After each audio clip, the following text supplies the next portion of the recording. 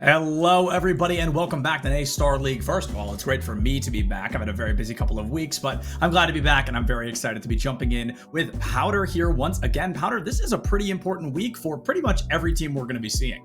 Yeah, this is a high-stakes week, the final week of our standings, and like you said, all of these teams have something to play for tonight. Northeastern University going against Lackawanna College, Florida Atlantic University, and Clemson University. Actually, over in the Open Premier, we'll be seeing tonight in our second match. Heading into third, University of Maryland versus St. Clair College. To wrap up the night, Mizzou versus Oklahoma Christian Eagles.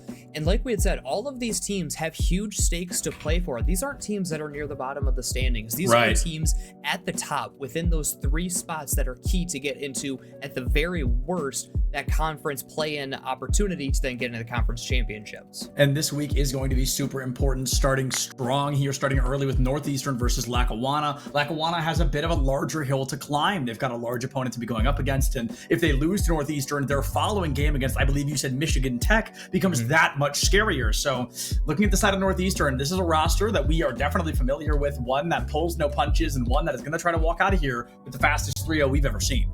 Right, Shot Guy, Yellow, and Frazier. We got to see them last semester, not yet this semester. That's true. Lackawanna College, Aoka, JK, Fashizzle, and Zach. Seen them multiple times. We've seen them dismantle a team, and then we saw them get very easily swept 3-0 against Michigan Tech. So for them, there is a little bit more pressure on them. They're the ones slightly lower in the standings, sitting at second place currently, I believe tied, if not third, behind Michigan Tech. Yeah. They need to win this if they have any opportunity at clinching that number one seed, and even then it's going to come down to tiebreakers with Northeastern and Michigan Tech having to play later tonight. So it is not easy by any definition of the word for anybody. Every single matchup we have going in today, and even the ones happening off stream, like you mentioned, there's a double header for all these teams tonight because you can't just play once, you've got to play again, you've got to keep your record standing strong. And which one of these teams is going to be able to stand a little stronger? Well, statistics often suggest, Powder, that the 5-0 team is going to be a little more shocking to see lose. Lackawanna, a very talented roster, but even having not seen Northeastern since last semester, I know this team's going to come out just as good as they were then. They haven't replaced anybody. Nothing has changed. Rocket League is still Rocket League, and they're ready to kick some butt and take some names. Right, and for Lackawanna College, with the way that they struggled against Michigan Tech that we saw on stream, if Northeastern's going to bring a same style gameplay, which was high-powered, quick to the offense, and really just refusing Lackawanna any offense themselves, Lackawanna is going to be in for it. But I mean, still, they've got a best of 5 ahead of them. They still certainly have an opportunity. The only unfortunate thing for them is that they don't control their destiny at this point. They have to beat Northeastern, and then Northeastern has to lose against Michigan Tech in order for these tiebreakers to play out. That's so scary. I mean, it's like something we see in traditional sports all the time when you get to run like kind of the Super Bowl era, and they're always like, okay, this person makes it into playoffs if this person misses this field goal because they're down by like, and it becomes this whole kind of amalgam of XYZ has to happen to make a story come true, to make dreams come true for one of these teams. And Lackawanna, they need to really pray that the Rocket League gods are on their side. The crossbar is just a little bit lower than normal, and that they're able to get a goal here across Northeastern, try to put a win down. Even putting one win down against this team is hard, Powder. I don't know the exact win-loss for Northeastern, but I wouldn't be the least bit surprised if it was a 3-0 every single time. Right, this is a very dangerous team, one that we got to see last semester, made a deep run. Lackawanna, you know, they did the exact same, and the only reason why I have this sort of hesitancy is because of how we saw them play against Michigan Tech. Yeah, they didn't play bad by any means, but Michigan Tech had their number the entirety of the match. Lackawanna, it seemed like from the start, when Tater started us off with the double tap at the beginning, immediately they had lost control of that series, and if they allow Northeastern that sort of space and allow them to grab a hold of the series early on, their chances are not going to be very high. The chances will be slim. We've got the players getting ready in lobby just about now. So Lackawanna and Northeastern shaking off the dust, had a little bit of time to warm up, and now they're going to have to go head-to-head in our first best of 5 of the evening. There are going to be 4 of them. Like Powder mentioned, our second one takes us away into the open premiere a little bit, so that'll be really interesting. But we'll get there when we get there. We've got possibly 3 or 5 games ahead of us here. Lackawanna versus Northeastern. Here we go. 5 minutes left on the clock. Game just now comes to a start. Game number 1 starting strong, and Northeastern looking for an opportunity to get an early score and an early lead. Lackawanna, and they've already done it. 6 seconds, Powder. And that's got to be the exact same as it was against Michigan Tech. This is the exact opposite of the start that Lackawanna College wanted. Yellow, the air dribbled in right off the kickoff. Like you said, 6 seconds in, they find themselves on the back foot. As Yellow's first goal of the match here. The first one to break the ice early and give Northeastern. Yep. That's Aoka, a great toss in early, but Shot Guy able to find the defensive blockade, get out of the way, and try to get a little bit more momentum on the side of Northeastern. A second goal here could be lethal, just making it that much harder for Lackawanna to climb back. But as the goal has been left wide open, Yellow has to play a hard and quick defense into center field. Nobody there to catch it. Frazier into Yellow, into center. Nobody's there to hit it up, but Frazier up and over one. Can Shot Guy get there in time? It's a fake, Powder. And it's a very clean goal from Shot Guy for the second goal from Northeastern. This is such an excellently communicated team play from Northeastern. I mean, you have the demolition, knowing he's the last man back. You have the guy following up immediately after, knowing the defender is panicking to get back, fakes him out, dribbles it in. Northeastern, a very quick 2-0 lead. Northeastern coming out loud and proud here. Want to find a little bit of value against Lackawanna. Send a message in game number 1 and say, hey, we're going to 3-0 you just like everybody else. Unfortunately, you're just the next team in line. Lackawanna almost finds a goal. It's going to be blocked out, though, by Northeastern's defense. Ball into center field. Yellow finds it centered once again, and Bush Shizzle goes up a little too high. Luckily enough, Zach's there to catch it and keep the score line all the same. 2-0, still in favor of Northeastern, but we've got to say Lackawanna's defense...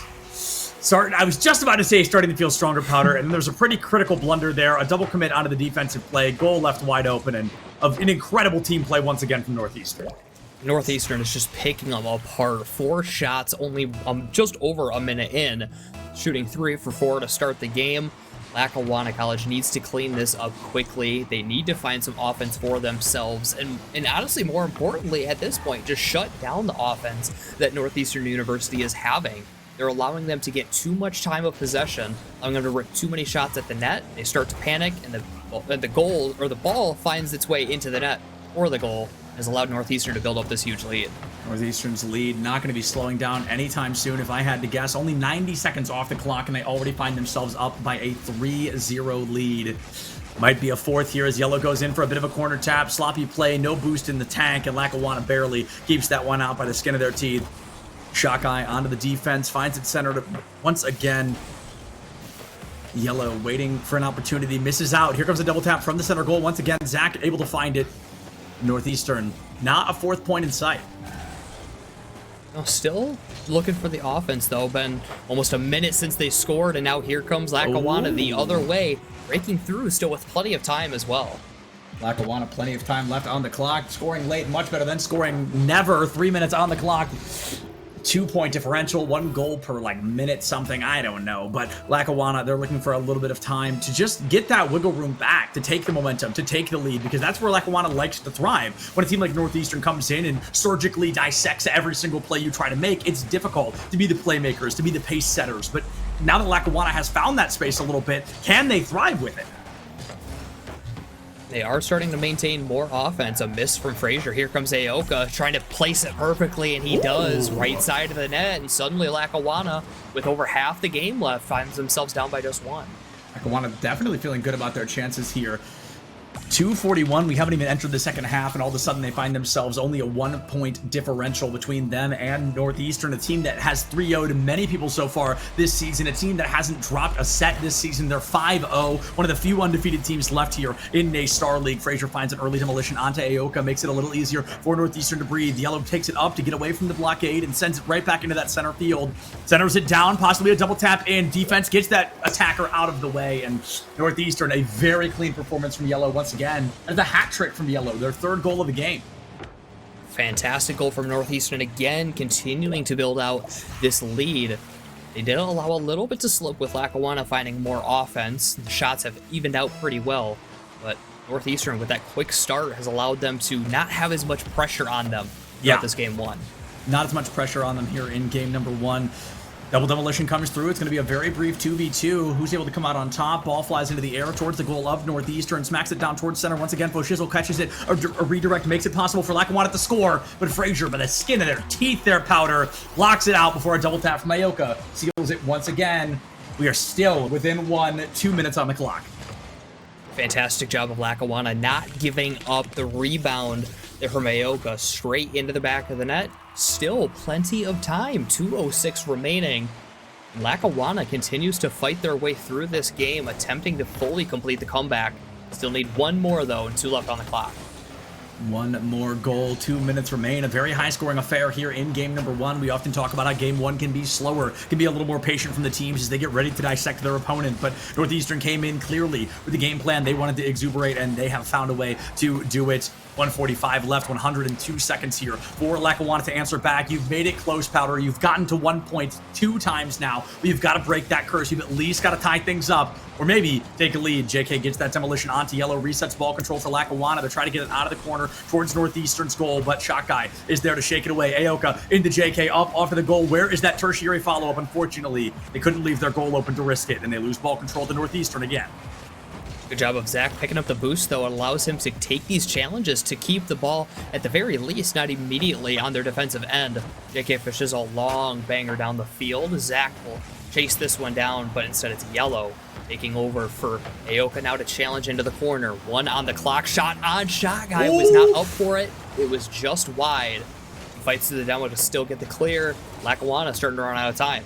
Lackawanna has less than 60 seconds to answer back. They've made it a close game, but they need to find one more to tie things up and maybe force an overtime. If they find 2, they can take the lead and a game 1 victory.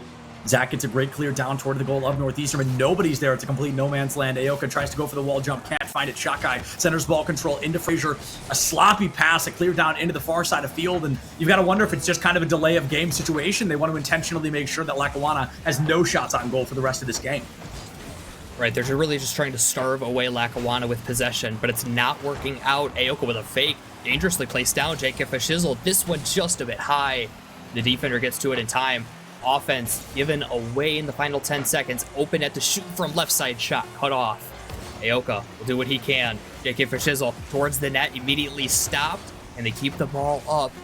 Is placed up by Frazier. Has to push it forward. Should be a kill from Northeastern, and it is. Good fight from Northeastern at the end to seal off that win. Northeastern keeping it incredibly close there, letting it get a little maybe too close for comfort, rather. Lackawanna gets that 3 to Northeastern's 4 and falls just a little short at the end of it. It's a close game. It's game 1, and luckily enough, you've got at least 2 more tries. Powder, I feel like Lackawanna really did begin to find their stride a little bit in the second half of the game. I think they weren't expecting a 6-second goal from Yellow right at the beginning of game 1. It shook them mental a little bit, but they shook it off. They came back in. They felt even stronger for it, and while they lose game 1, I feel like going into game 2, there's a much higher chance of success.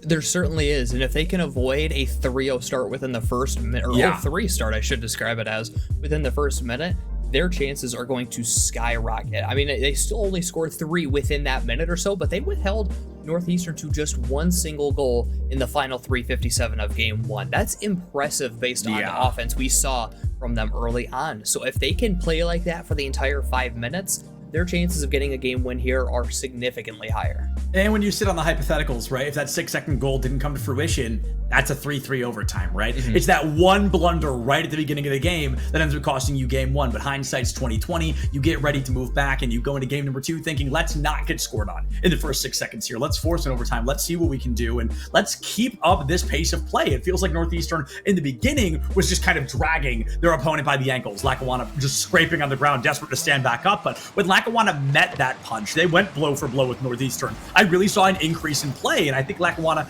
needs to keep that up. It's going to be tough to go full throttle like that all the time, though, Powder. So a bit of a double-edged sword for this team.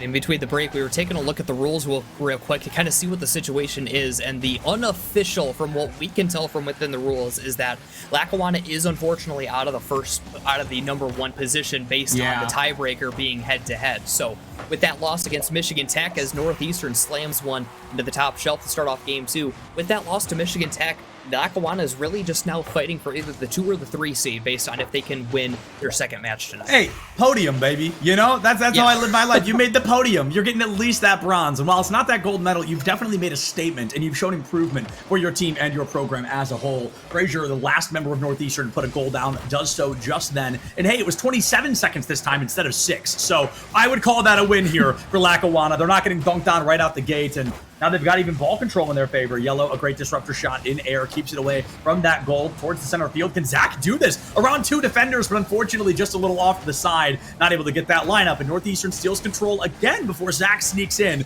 Looks for a goal for Lackawanna.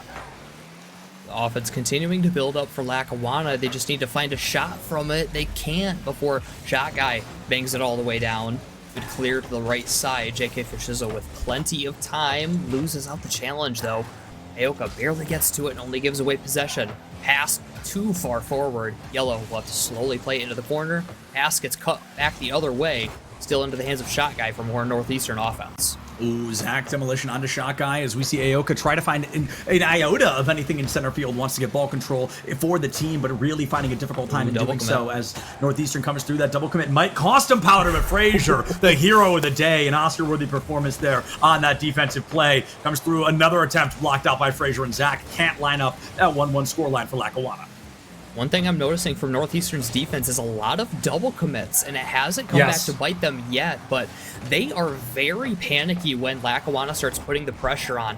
That's something that Lackawanna can continue to push against and put that pressure on to force those double commits, and eventually they're going to find a hole and they're going to take advantage.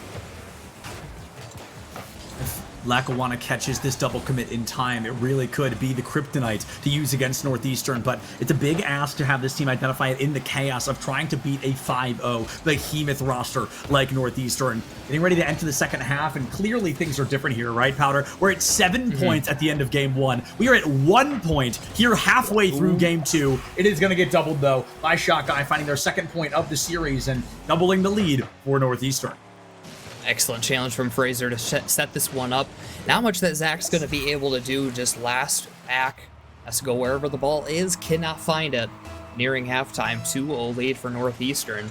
However, I still do like what Lackawanna is doing on offense. Unfortunately, there's just not enough of it. And Northeastern, to this point, has been able to find the stops, even if it is at the cost of double committing occasionally. Double committing is a very scary spot to be in, but if it works, you know, if it ain't, what do they always say? It's not a bad idea if it works, right? And right now it is working very well for the side of Northeastern. Yellow puts their first point of this game down and the 4th point of the series. 3 on the board, less than half the game remaining, and Lackawanna still sits in a 0-point drought. Same or similar position to game 1 for Lackawanna, but a lot less time to start mounting this comeback. Especially when offense is basically given up off the kickoff. It is an excellent shot from Aoka, easily read by Frazier, loses out the challenge to JK Fishizzle. Over Yellow there in time, another double commit from Northeastern, and they're now beaten out. Shot Guy last one back, but aggressive forward actually catches Lackawanna off guard. Now they have to reset because of it.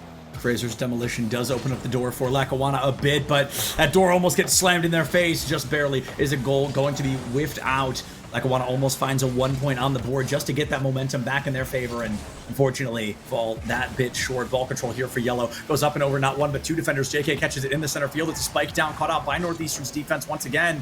Yellow can't find that goal, though, and Lackawanna gets ball control. What can they do with it? Because they are running out of time.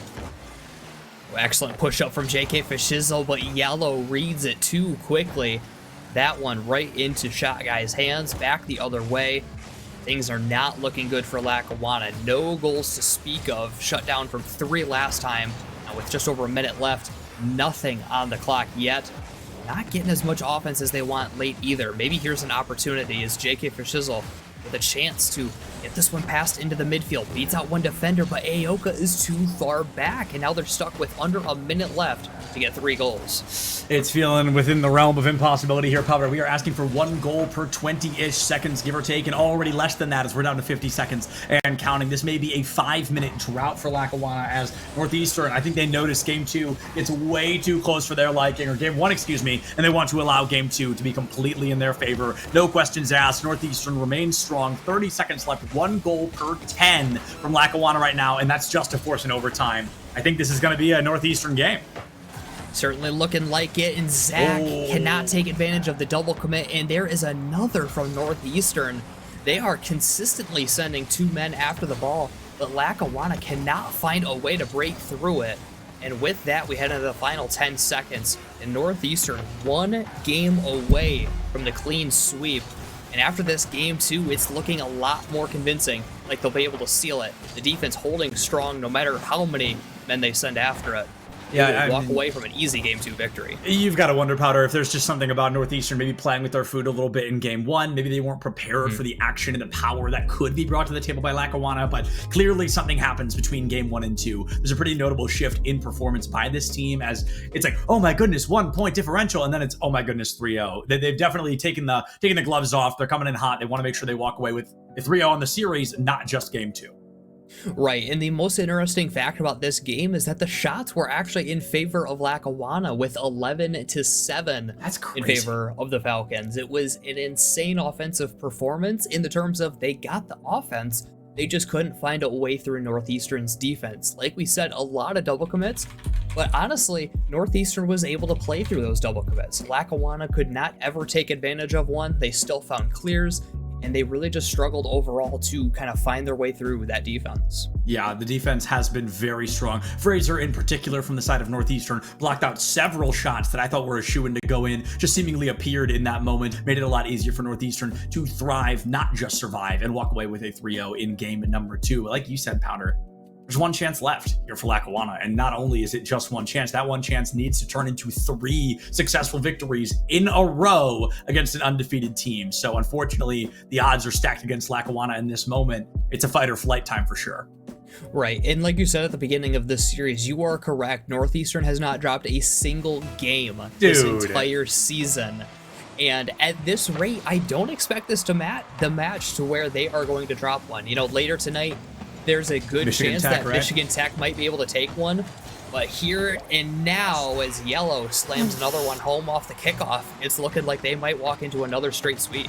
Yellow's 5th goal of the set. And I mean, it is just a powerhouse performance from Northeastern so far. That is the 2nd time Yellow has scored within 10 seconds of the game starting. Another great start from Northeastern. Lackawanna might find offense off the kickoff, and a good bump from Zach to set it up. Can he get the redirect? He cannot. Can he get any follow through? Actually pushed back towards Aoka, but the stop is made at the last second. Northeastern now back the other way with space and boost to work with. Over the bump, the aggression will open up space for Lackawanna.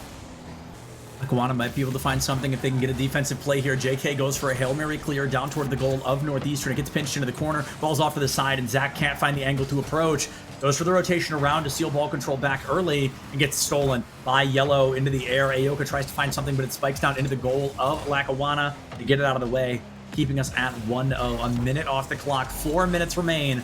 4 minutes separate, truly, Lackawanna in a 3-0 loss. Ooh, they might have an opportunity here, though. Net open, and they do take advantage. First goal since game 1 to tie it up, and that could be the fuel to kind of push them towards the rest of this game.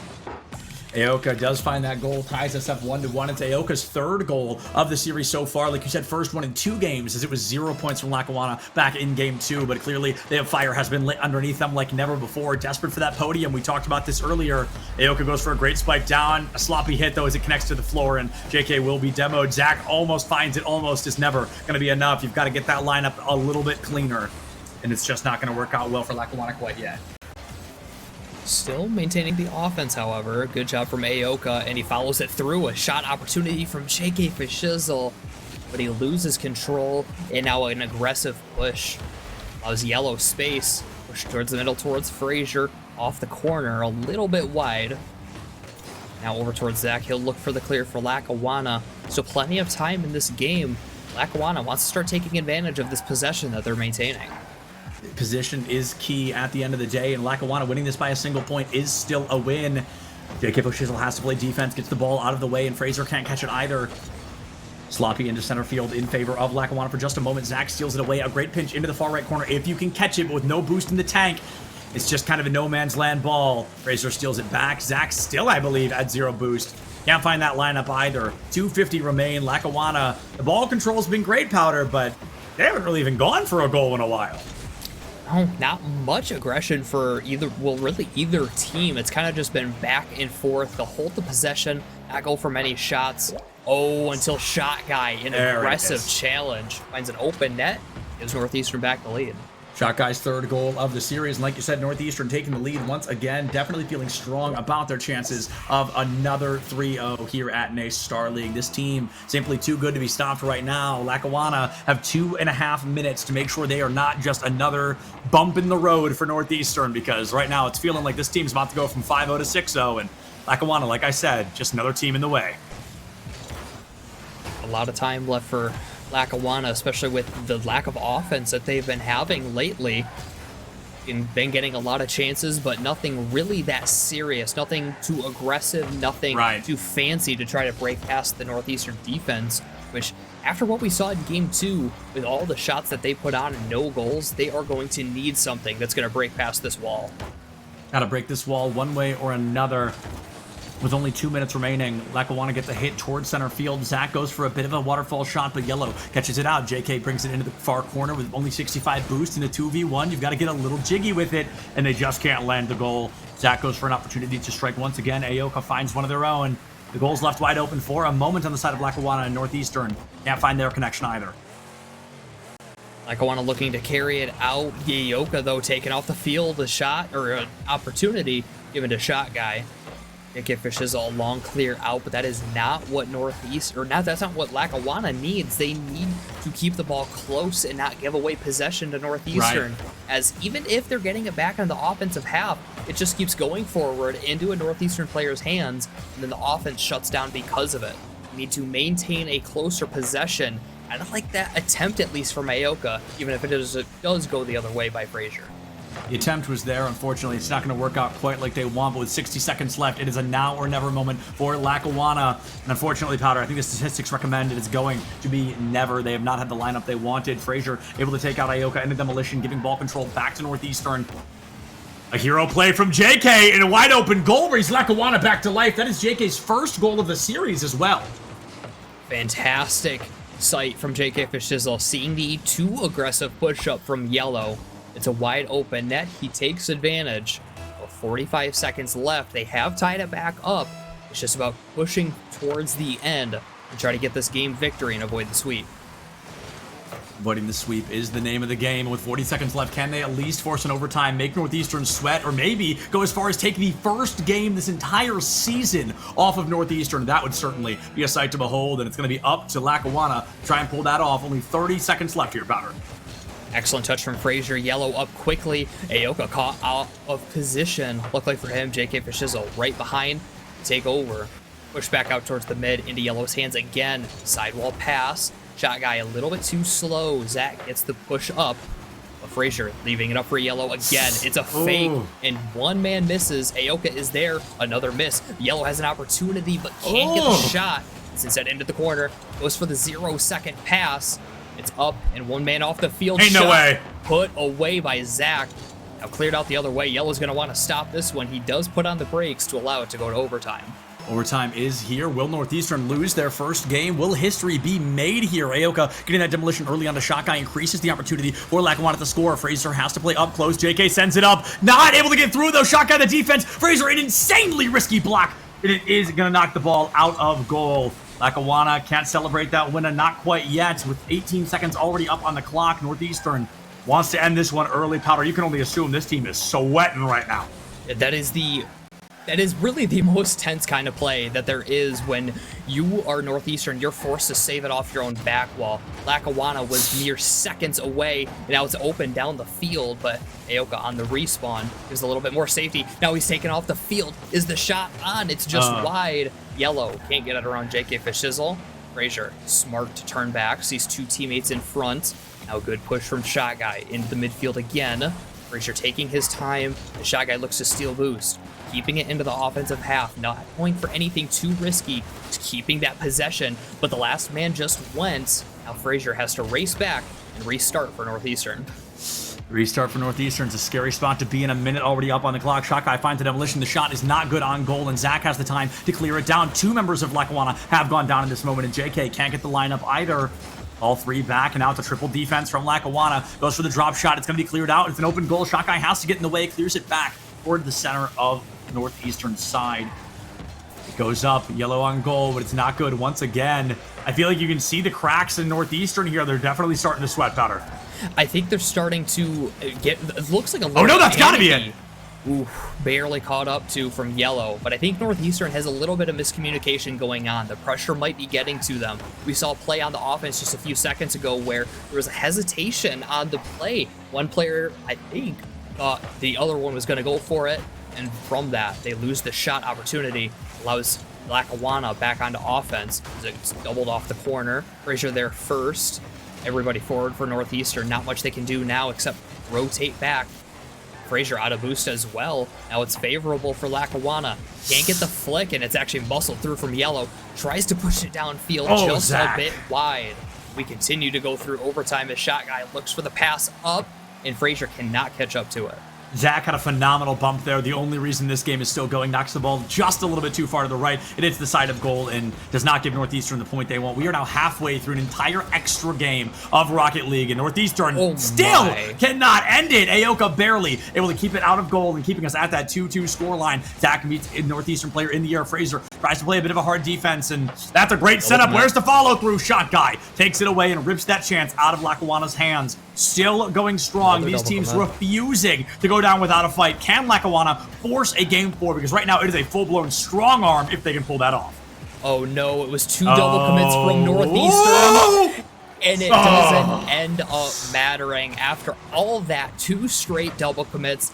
It's the clear from Yellow and the redirect from Frazier that finishes it off. A 3-0 sweep for Northeastern, and they continue controlling their destiny in their conference. Phenomenal performance. Sorry, I'm punching this into my notes so we have it later. A 3-2 overtime victory for Northeastern is the win they needed. They have found themselves another 3-0, and now they go on to be 6-0. Powder. One more series for them to play today. Can they hit that mythical 7-0? And that obviously is the ultimate goal for them, to win that final match, walk into conference championships knowing that they essentially get that bye. Remember, the 2 and the 3 seeds play each other to face the number 1 seed to decide who goes to the playoffs. That's exactly what Northeastern is looking for. They do not want to have to try to waste time playing in one match before. They want to get straight to it. They would have that opportunity later tonight against Michigan Tech. That's going to be an incredible game. If we get a little bit of information on that, we'll be sure to share it with you. But I think we're getting ready to throw it to a break here. We've got 3 more series left for you here today at NA Star League. So use these couple of minutes, get water, get a snack, do something, but come right back here because there's plenty of Rocket League left to be played.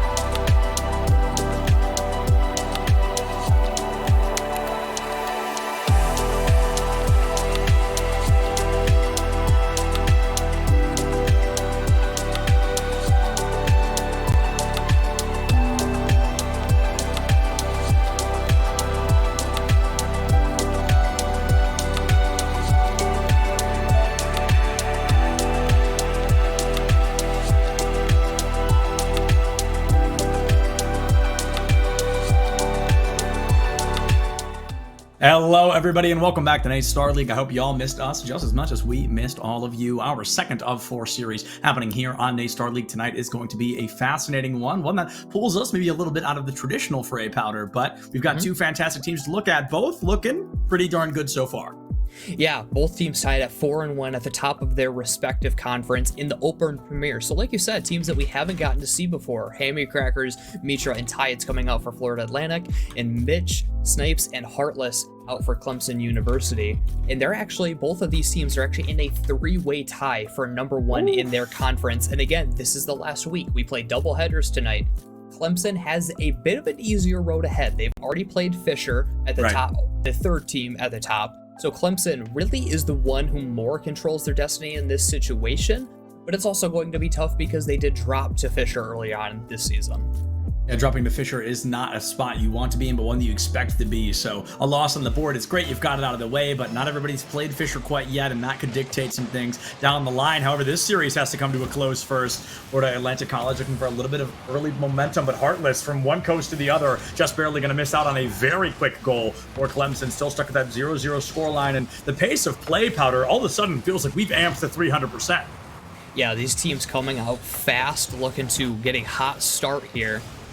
It's pushed onto the offense, but back the other way goes Clemson. Quickly cleared out, though, from Durbin. Snipes into the corner looking for any way to clear it back out as this ball just continually getting banged back and forth. The Durbin dog with the shot, Heartless for the stop, and Mitra will keep the offense on.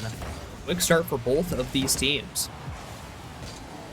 Quick start for both teams, nets them all in a 0-0. If you hit something going the exact same speed, well, it tends to lose all momentum on both sides. 4-10 is going to be remaining for somebody to do something, but Clemson can't get that lineup quite yet. Durbin Dog gets the demolition onto Mitch and gives a small advantage to Florida Atlantic. No one there to capitalize on it. Hammy Crackers up into the skybox here. Might find something. Oh my goodness, what a defensive play from Heartless. Great follow-up from Florida Atlantic to negate that goal and keep Clemson at 0 points. Mitra Demolitions Heartless gives another opportunity for FAC to maybe sink it in just like that. Phenomenal opener from Hammy Crackers. Great start. Florida Atlantic getting the goal in. They've made a couple fantastic solo plays early on in this match. The first one, a flip reset, stopped by Heartless. That one, an air dribble straight in from Hammy Crackers.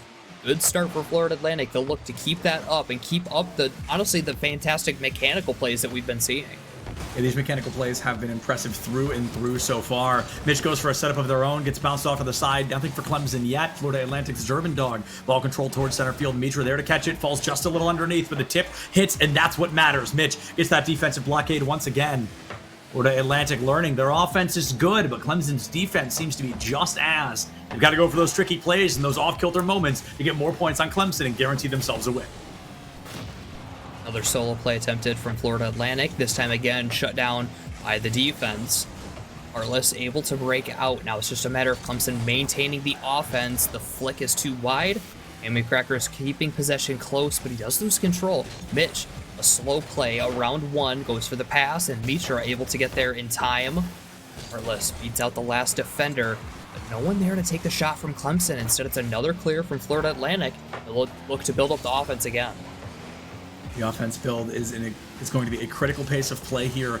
Half the game has already come and gone in this very low-scoring affair. Heartless has a setup, a pinch into a corner, no follow-up, a great bounce off into the top left corner, but falls just shy. Snipes can't snipe that shot for Clemson yet, and Florida Atlantic still up by just 1 point. Offense still on for Florida Atlantic as well, but back the other way by Clemson. They maybe can take advantage of this counterattack. One dish around, last man demoed. Can Snipes get to it? He can't. The defense is too quick. Now Snipes on a quick turn, a pass to Mitch back over towards Snipes, but he can't make the turn in time. Heartless met neutral near the back wall. That one easily cleaned up by Mitra. Florida Atlantic struggling to break out, but the defense holding strong enough, and it does go back the other way. 100 seconds already, only a single point scored by Hammy Crackers way back in the first minute of the game. Could be a second one just around the horizon, but Florida Atlantic falls off to the right side. Clemson lines it up for a momentum boost of their own. Got to keep an eye on Durbin Dog. A simple defensive hit can be enough to clear that ball down toward your goal. make your entire team fall onto the back foot. Mitra takes it up past one defender, can't get it up and over Mitch. 80 seconds left. Mitra gets the demolition onto Mitch, and Florida Atlantic can't capitalize fast enough. Absolute brawl here in center field. Mitch and Durbin Dog tie things up, and the momentum stolen away by Florida Atlantic. Here's the setup. Where's the follow through? A little wide, and it goes up too high. No extra goal for Florida Atlantic yet. No extra goal, but every single attempt has been flashy. A ceiling pass down. Yeah. Plenty of shots have been taken by Florida Atlantic, but still just the single goal with under 60 seconds left. Mitra keeping it close, looking to play this one around the defense, and he does. Giving away to Durbin Dog. Looks for another pass off the ceiling. Snipes actually catches him off guard that it's missed, allowing Mitra now to push it forward towards Durbin Dog.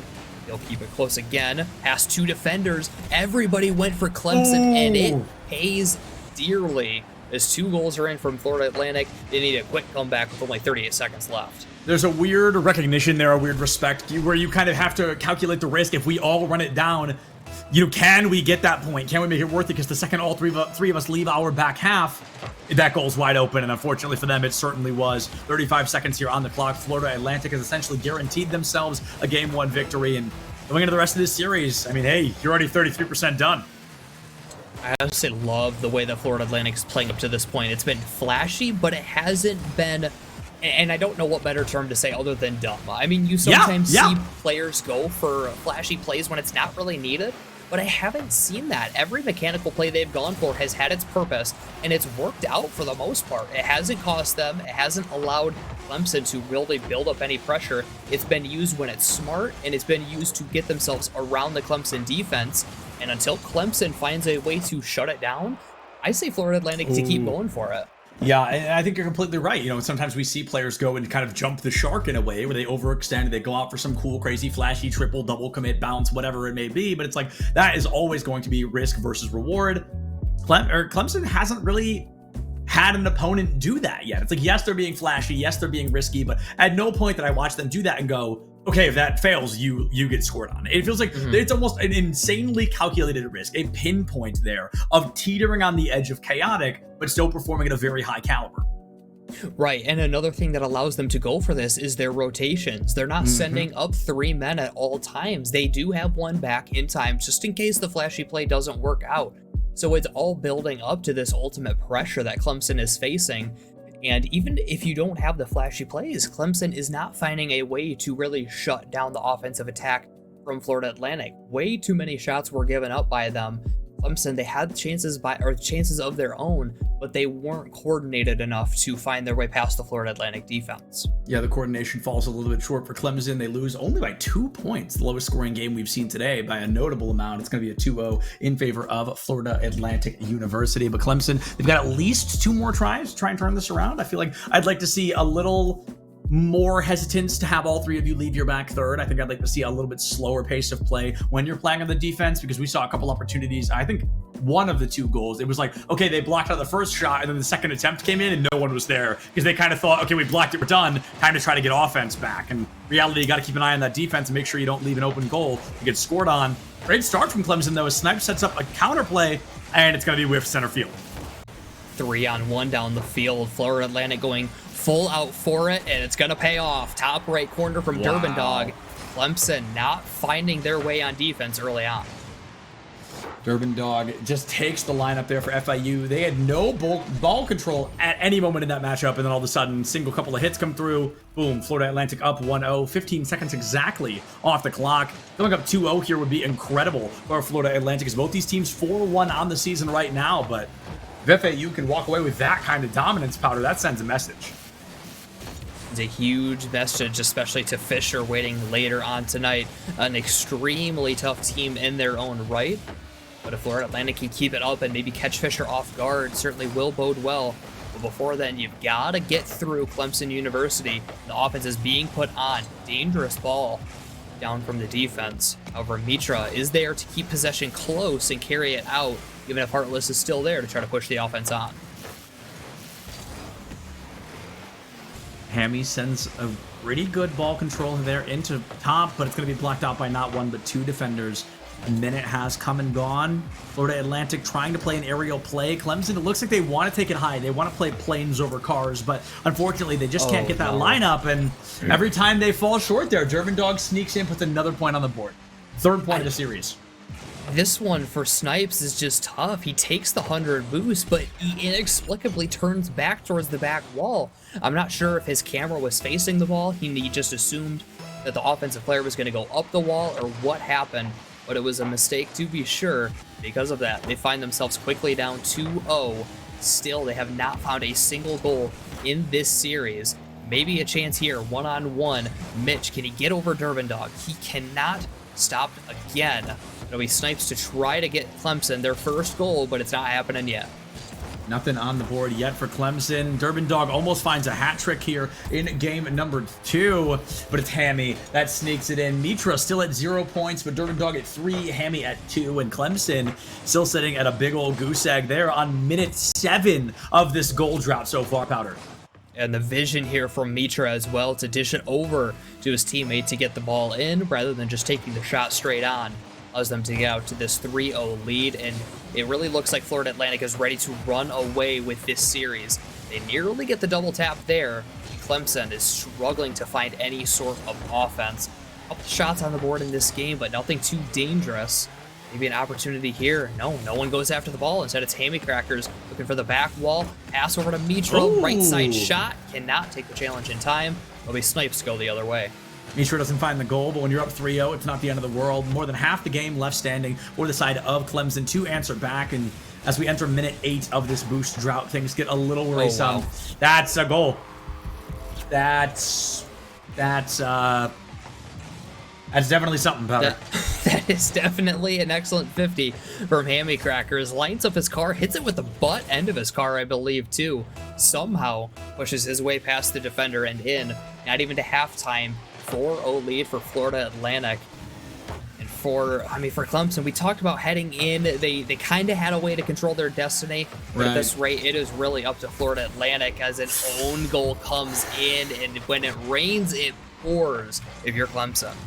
Hammy Cracker's 5th point of the series, not just of the game so far. A hat trick here in game number 2. Very strong performance from Florida Atlantic so far. More than half the game left standing. And with a 5-point lead, this is easily the most dominant performance we've seen so far today. I'm not sure we're going to see many other games today that hit this caliber of dominance. No, at this point, Florida Atlantic has the series fully controlled. Just a matter of how much they can put on in this game 2 before maybe Clemson can get an answer heading into game 3. You see a pinch down the field as Florida Atlantic will just look to build up even more offense as Snipes looking to keep the offense on, instead just gives away the possession again. Hammy Crackers looks for a pass down from the ceiling. 2 minutes left, 5 points on the board. Less than 30 seconds per goal right now to even try to have an iota of life. But Clemson may very likely be entering a 10-minute score drought, Powder. It's not often we see a team go this long without putting even an accidental point on the board. Right, I was just about to say, we're getting to the point where this starts to become almost perfection from Florida Atlantic if Clemson cannot figure something out. Like you said, approaching 9 minutes now of scoreless Rocket League. And at this point, I'm fully predicting Florida Atlantic to walk away with a sweep. Now it's just a matter of how much Florida Atlantic can actually limit Clemson from scoring, whether or not they can go the full 15 minutes. Looks like it's about to be 10 with only 80 seconds left on the clock. Clemson really not able to find that time to strike today. Heartless goes for a goal. Durban Dog able to find the block out. Stolen away from Snipes in the upper echelon of the stage here. Durban Dog just looking for the insult to injury goal. Mitra Demolitions, Heartless out of the equation, and Florida Atlantic still standing strong. Mitra just flies towards the ball, no hesitation, and smart as well. He does see the defender, or the offensive player, I should say, coming in as Snipes will finally break that scoring drought. Fantastic goal from them. Unfortunately, though, a little bit too late to come back in this game.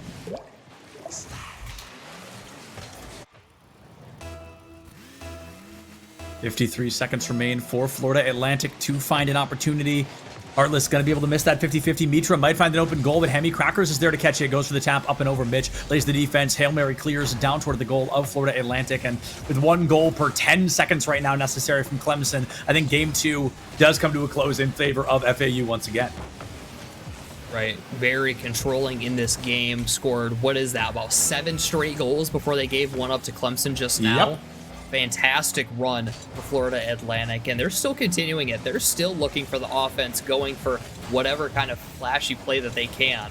Clemson maybe with an opportunity for a second shutdown at the point of contact, though, and back the other way for Florida Atlantic.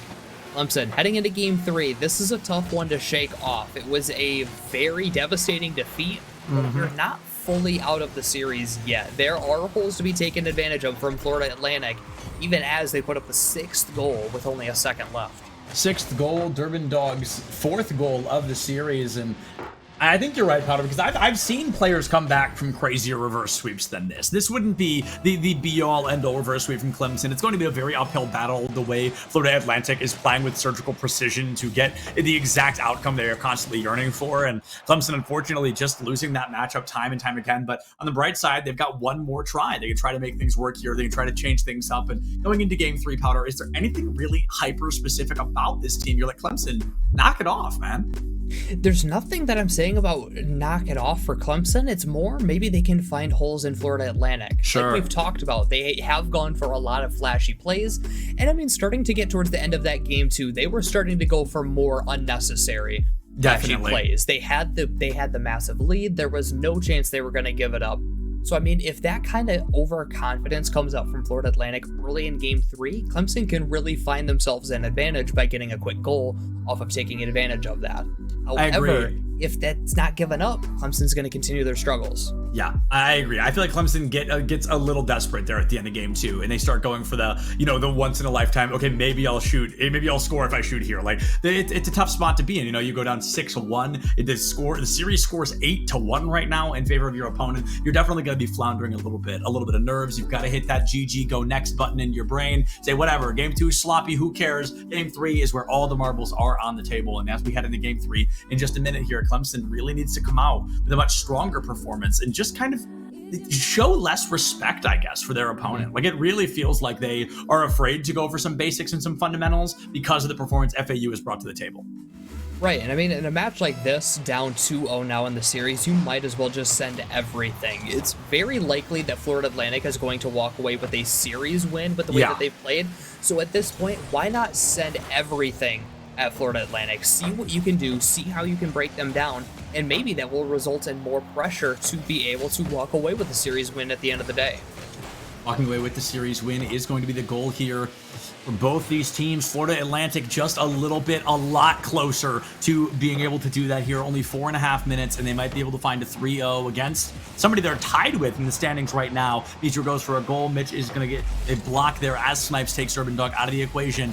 Already about a minute off the clock, and I really want to see Clemson bring a new level of aggression to the playing field. Answer out, Florida Atlantic. If they demo you, you hit the same. Mitch just shy of an incredible goal opening up for Clemson, but Florida Atlantic keeps it strong at a 0-0.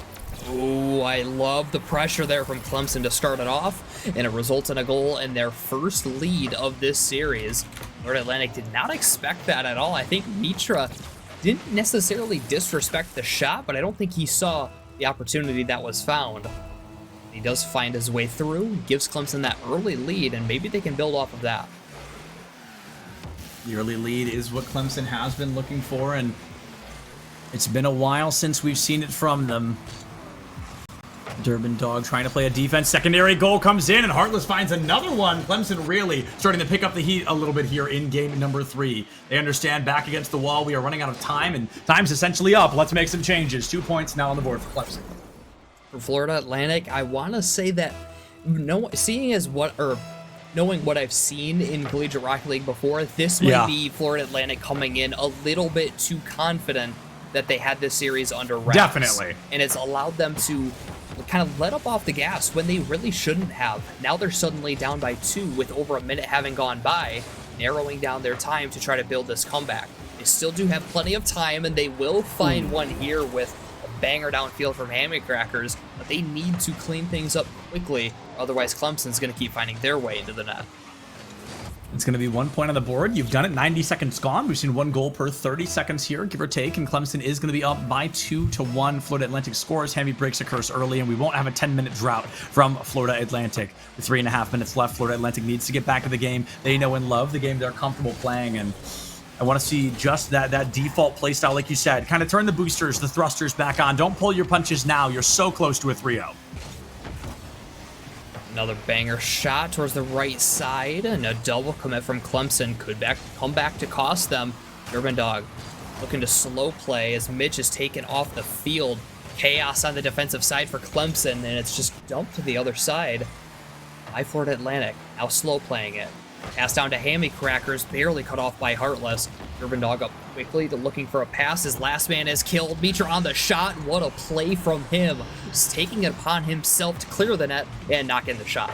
I believe that's Mitra's first goal of the series, actually. We've not seen Mitra able to find many goals, a couple of opportunities, but they all fell a little bit short. A lot of assists and passing plays, but that's the first time Mitra really gets to hit the board early and tie things up for FAU and Clemson. 2 minutes are gone, 3 remain, and we're in a bit of like a Rocket League light. The score is essentially 0-0. You've got 3 minutes instead of 5, and you got to score on your opponent to walk away with a win. And Mitch goes for an early hit. It's knocked away by Hemi Crackers into the corner, and for an aerial play, juggled up, is knocked away by Snipes. Into a no man's land with nobody standing. Heartless's demolition onto Mitra opens the goal, and Durbin barely gets that out of there. The secondary tap from Heartless, though, comes in, makes it possible for Clemson to take the lead once again. I still think that Florida Atlantic is getting a little unnecessarily fancy. Clemson is finding a way to take advantage. We saw Mitra upfield pre-jumping a ball that was completely lost out by the defense. Yeah. Now Clemson with another goal nearing halftime. They've really found a way to crack the Florida Atlantic defense. Now they've got just under half the game left to keep that lead and try to take this Game 3 victory. 2:20 here on the clock, and the pressure begins to build for Florida Atlantic to walk away with a 3-0. I got to remind you folks, these teams have the same win-loss score record. I think we haven't really been able to see the best parts of Clemson so far, and maybe they're finally just getting ready to show them off in this matchup. Oh my gosh, the placement here from Mitra. It's lethal. Yeah, anywhere but this top right corner, and I mean within pixels of top right corner, and this ball is saved away. But the placement gets it through, and they immediately tie up the game, trying to get themselves back into this game and refocus to try to get this series sweep. You want to get back into the fray. You want to find that action early and give yourself an opportunity to succeed. Hemi Crackers goes for a Hail Mary shot, misses the lineup, and as we're tied up 3-3 with only 2 minutes left, this could be another opportunity for Clemson to score. Mitch brings it a little too high. Durbin Dog catches it out. Hammy flies above center field, met out by Heartless. Down into Durbin Dog, who finds a phenomenal hit towards an open goal, and Snipes barely keeps it out of the way. Mitra way too far to the right side. Can't pick it up. 100 seconds left. Can Florida Atlantic find a 3-0? Oh, no. Oh, no. That is an own goal, Powder. That is a very unfortunate timing diff. Yeah, this one hurts if you're Clemson. Heartless, it's tough to say. He's got to get himself around the ball because the ball just comes flying at him. And it's just a matter of where it hits him. It hits him on the goal side of his car, and there's nothing you can do at that point. It's too late. The damage is done. All you can do is reset and go next. If you're Clemson, you've played well up to this point. You've fought back and gotten 3 goals after being held to just 1 in 10 minutes of Rocket League. You still have a chance in this game. It's just about resetting and focusing on the last 112 of this game. Yeah, this time as we enter the final 70 seconds, it's a 1-goal differential. Last time it was a 3 or 4-goal differential, so a very strong showing from the side of Clemson here in Game 3, but hopefully this strong showing isn't all they have to offer us. Can they force us to an overtime? We've seen one already today. It would not be newfound territory. Durbin Dog, a clear into the far corner, keeps it out of center, gets it away from the goal of Florida Atlantic. Follow up by Hemi Crackers, just playing the most complicated game of keep away you've ever seen. Misses the aerial, misses the highlight clip, and now as Mitra comes in, it's all 3 members of Florida Atlantic in the back third of Clemson right now. Quick rotation back from Durbin Dog, though. Oh no, but he was caught off guard. He didn't see the pass down coming, and Clemson immediately ties it up. Heartless hat trick, by the way. That is the 3rd point Heartless has been able to find in game number 3. And as we go 4-4, 35 seconds left, and overtime is almost a shoo-in, but maybe one of these teams can sneak in just that 1 extra point to take us to game 4. Clemson off the kickoff with the advantage, pushing it forward, but into the hands of Mitra. A good double down prevents Clemson from building up the offense at least right away. Mitra, a fake down, seeing Snipes has it. Push forward softly. Mitch, the last one home. Snipes on a rotation back. The flip reset around him. It's just wide and pinched to the side by Snipes. Clear out from Snipes. Now almost behind Durbin Dog. Played slow, trying to keep away the possession. Ooh, Mitch, last one back. This can be dangerous for Clemson, especially when it's out placed well. Shot is just a bit wide. Not in the greatest position. Just high. Nope. Falls to the ground. And now Clemson up to their last life here as they need this win to stretch the series.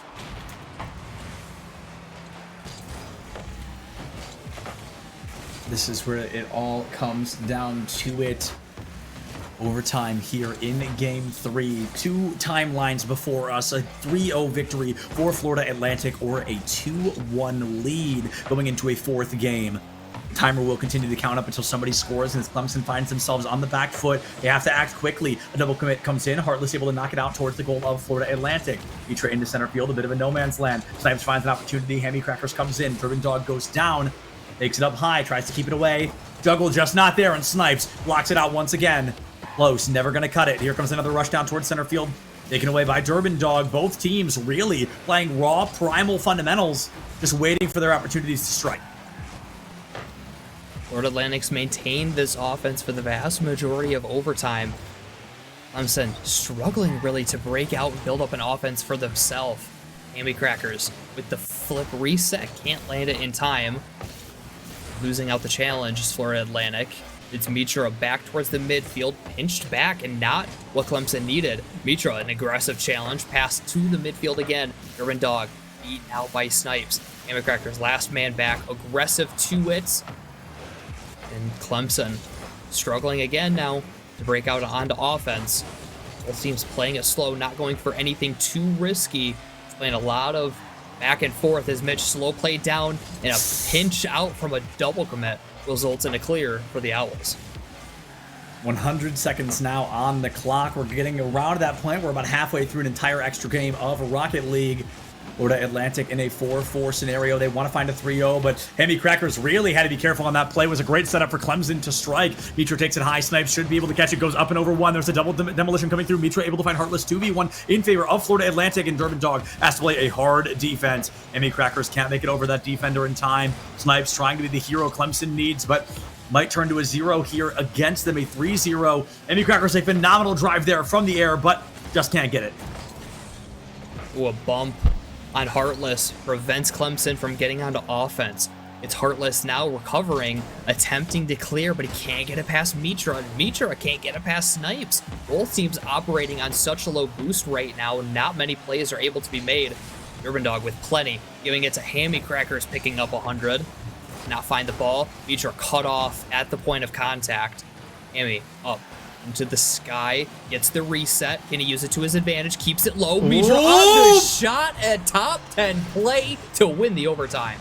Phenomenal moment there. 2:44, over half of an extra game played, but Florida Atlantic does clutch it out in a 5-4 scenario. That is 14 points this series from Florida Atlantic and only 5 from the side of Clemson. So that really does go to show how close that final game was. Powder able to just barely clutch things out and keep themselves on top. Florida Atlantic 3-0 victory.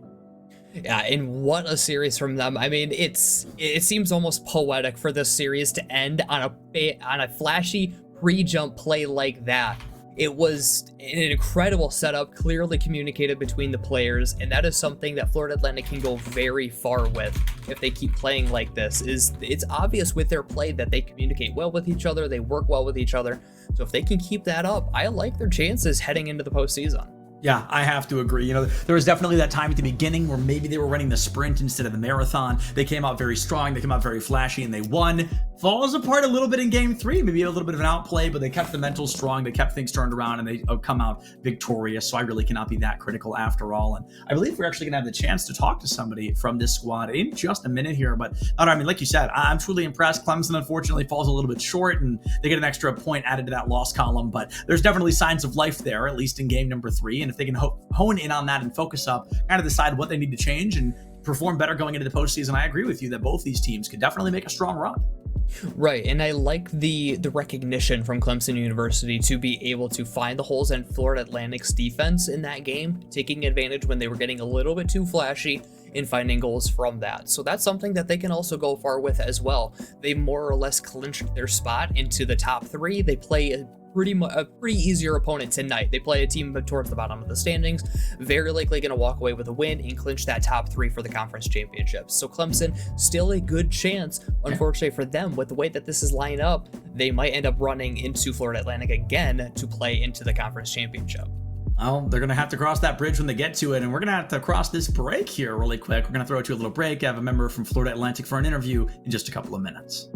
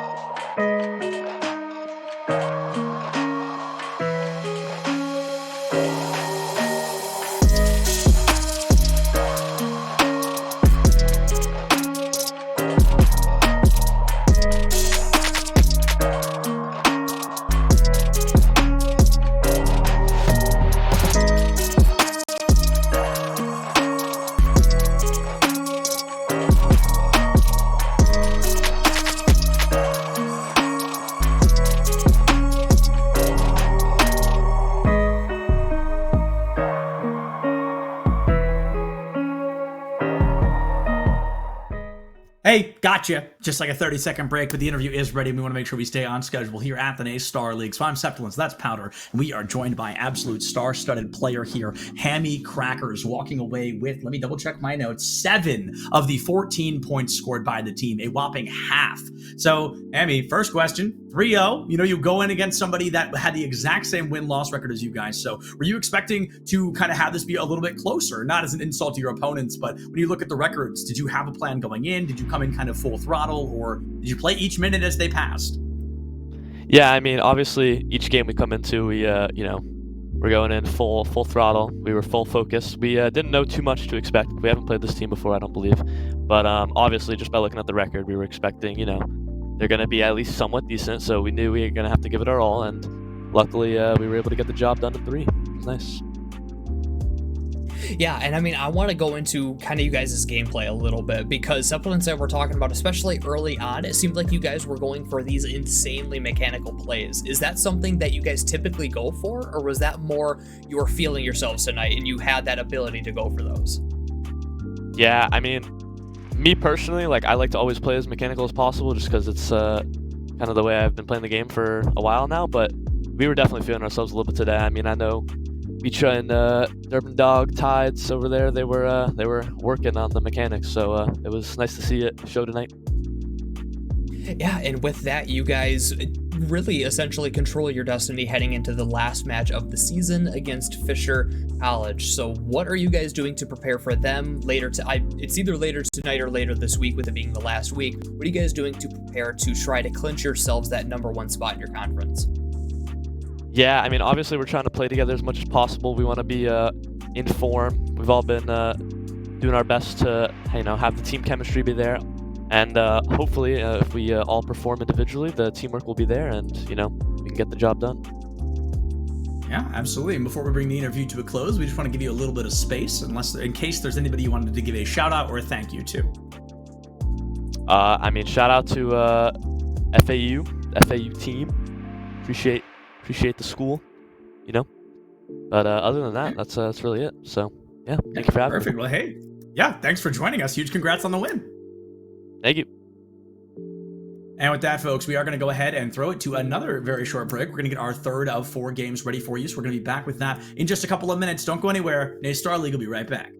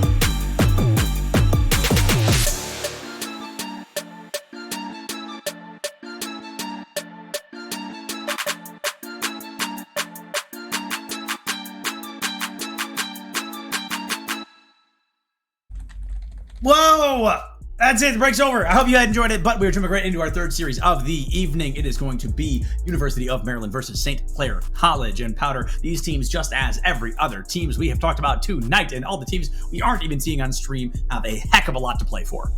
Right, all of these teams, again, at the top of the standings, looking to finish their seasons off strong, looking to finish at the top of the standings. And two pretty familiar teams. I believe we got to see University of Maryland a couple weeks ago, JD Knight, Turtle, and Spice, and a very common sight in St. Clair College, Spoons, Camel, and Ramen coming out on the side of St. Clair. A long-standing roster, one that you don't want to mess around with too much. Yes.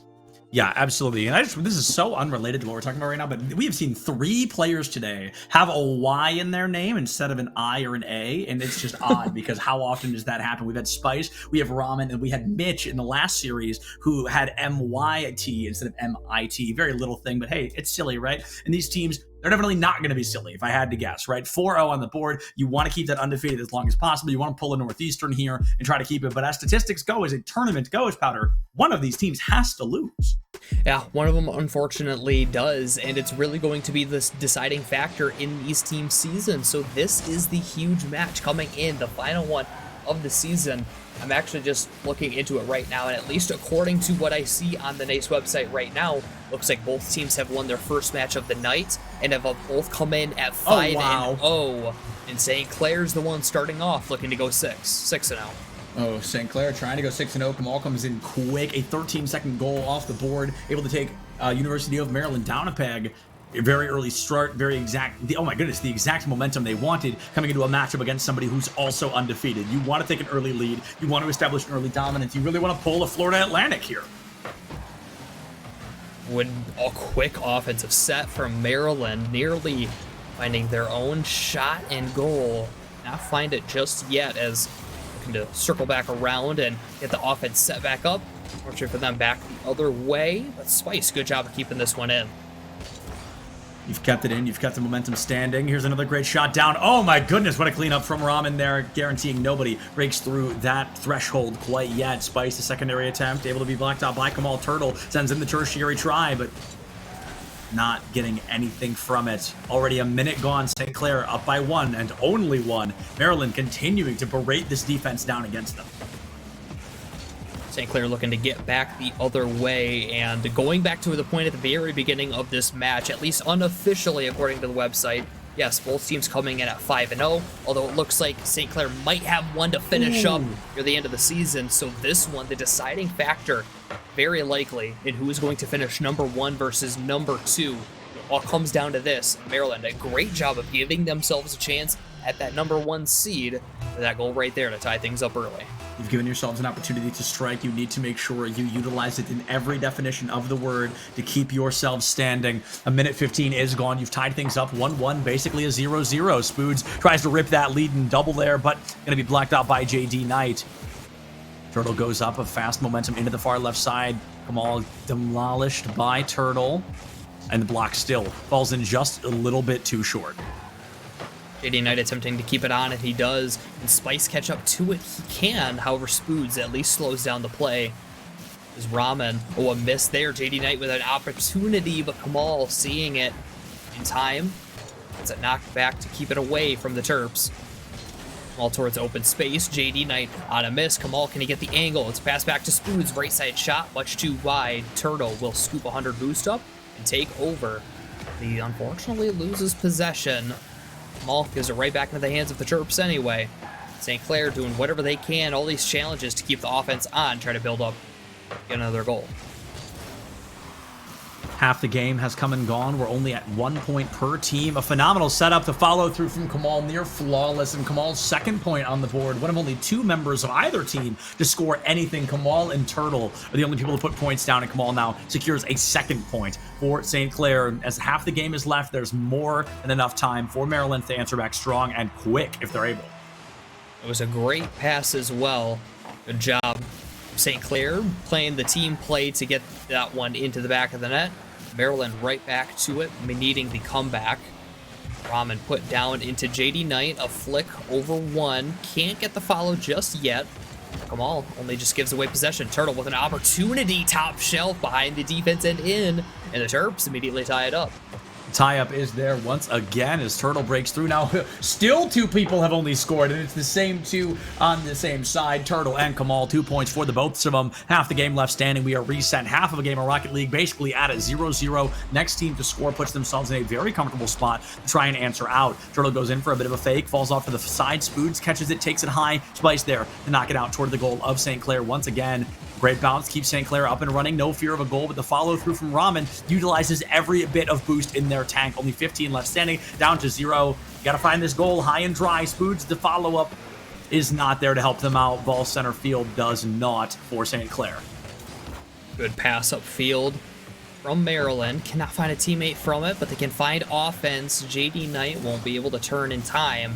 Said Spoods on the long carry out. Spice towards his back wall, forced to play this one slow. Nothing in the tank from him.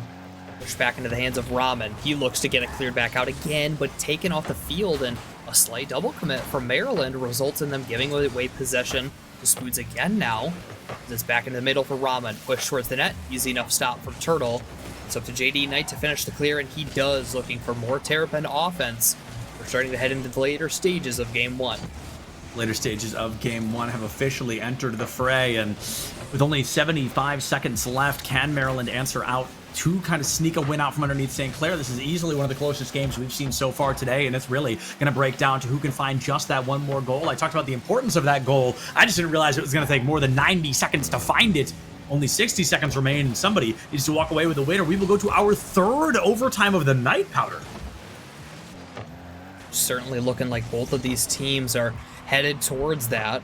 Kamal doing what he can to keep St. Clair College offense on. Dishes it behind one off the challenge. Spice barely getting a touch on it to make the stop. Turtle 1-on-1, 2-on-1 down the field. The flick is put away by Kamal into the corner. Approaching 30 seconds left. The Saints are looking to get back onto offense, try to win this, avoid heading into overtime. The overtime feeling more and more likely as the seconds continue to tick by. Momentum has been building for Maryland, and Turtle strikes. Comes out of their shell just in time to give Maryland a possible Game 1 victory. A hat trick to boot, the only scoring member of Maryland. And as 20 seconds remain, St. Clair needs to answer back near perfect, Powder, to give themselves an opportunity of an overtime. It's got to be a quick response. Spice coming upfield to keep the offense going for the Terrapins. Can he place it behind the defense? No, instead he only gives it away to Kamal. Loses out the challenge though. Spoods with a carry taken off the field. A teammate's gonna have to keep it going, and they can't. Now they gotta get coast to coast, and the 100 boost is gone, and it's an own goal from Kamal, sealing Game 1 for the Terrapins. Game 1 for the University of Maryland, feeling very good about their chances here with only 2 seconds remaining and the game being over. You know, bring it to a close, right? 4-2 in favor of the University of Maryland, and St. Clair keeping it close, just not gonna cut it. At least there's 2 games left. As close as that one was, you know, albeit those last couple of seconds and an own goal, it was only a 1-point differential. So you know that you're able to answer back if you play your cards right going into Game 2.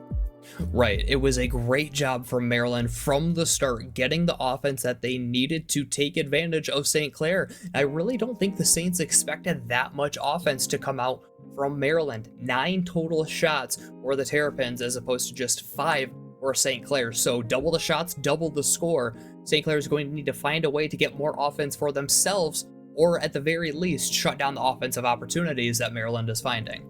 The beauty of a best of 5 or first to 3 is it's not just a, you know, you lose Game 1, there's only 1 more chance. You've got at least 2 more chances, and now you have a little more wiggle room to take what you learned in Game 1 and implement it in Games 2 and 3. You learned a little bit about your opponents. You see that Maryland can sneak in a couple of early goals. If you leave your goal open, they're going to strike on it, and they're very good at faking you out, as we saw from that critical goal. I believe it was the 3rd goal from Turtle, where the defender completely overshoots it, goes in way too quickly, and Turtle, you know, slow and steady won the race there. Found that goal, gave them the 1-point advantage they needed. Maybe the Saints lower things down a little bit. Maybe they just kind of go a little bit more methodical, a little less instinct, and a little more chaos removed from the equation. Very confusing way to say that, but I think the point still stands that the Saints just need to play blow for blow here instead of trying to play ahead of Maryland. Right, I want to see them slow things down, like you said, and find ways around the Maryland defense rather than just playing speedy, trying to break through it. So I think with that, they're going to find a lot more success. They'll find more shots, and with that, more goals. And it's just about limiting Maryland's opportunities on the other end of the field, like we said. 9 total shots. You cannot allow that many shots and expect to come away with many game wins. So heading into game 2, I want to see them clean things up a little bit defensively, give themselves a better chance here in game 2. Game 2 does not have that 13-second goal we've become so used to across several series here today, but maybe there's something coming over the horizon for Maryland. Rahman has a great lead up, but Turtle steals it away, tries to pass it off into the far right corner, gets up and over a defender, a sloppy bounce, taken away by a bum. Close opportunity here from Maryland as they continue to push the offense. It is a long clear out from St. Clair, but it's not going to be dangerous as Maryland has plenty of time to get the clear. Unfortunately, they give away possession. Ball dropping it down to Spoods. Off the back wall, perfect pass. Rahman there in time. The team play, bang, bang, bang from the Saints. Take a first lead in game 2.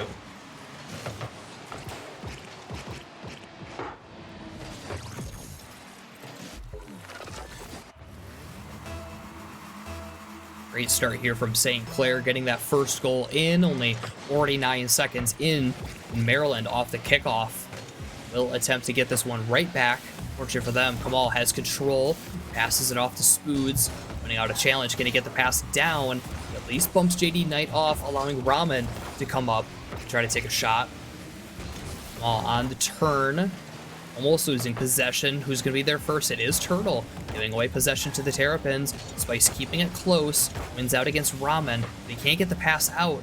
Now instead, Spice has to turn back and try to reset for the Terrapins. You ever sit on your mute button, Powder? You ever done that before? I certainly haven't. Anyway, 90 seconds off the clock. St. Clair find themselves up by that 1 point. Kamal, the demolition out from JD Knight, is going to fall into kind of the null and void moment. The demolitions are not valuable unless your team knows they're coming, and it just resets that offensive player into a strong defense in front of their own goal. Maryland looking for an opportunity, but St. Clair really doing a good job of playing disruptive, getting the bumps, getting the demos, getting the boosts, kind of forcing a drought on the side of Maryland. Winning by 1 point is absolutely still a win, and I feel like that's kind of the play style St. Clair's bringing out right now. It really is only one shot, and it is the single goal that St. Clair has. It's been a defensive heavy and a midfield heavy game too for both teams. And Kamal will look for the back wall, open space, and barely cut away, I should say, by Spice. Rahman will keep it on straight towards the net. Spoods is chasing after the last man back. Kamal off the back wall. It's Spice, not the position he wants to be in. He gives it away to Spoods. He takes immediate advantage and stretches the lead to 2. Spoods' first point of the series so far. A little fun fact for anyone who's curious. Spoods finds that point early, gets a great shot down, and gets right above JD. Cannot get in front of the ball in time. Second point on the board. Half the game remains. Can St. Clair guarantee us our first game 4 of the day, or is Maryland going to do what Maryland did back in game 1 and answer back surprisingly fast in the second half of the game? They'll need a quick comeback. Like you said, just half the game left, and the offense has not been there for Maryland. Remember, we said 9 shots in game 1, and through over halftime, it's been 1 single shot for the Terrapins. They need to find a way back towards that offensive possession, because St. Clair, I can't even say they've been holding onto the offense themselves because they only have 3 shots.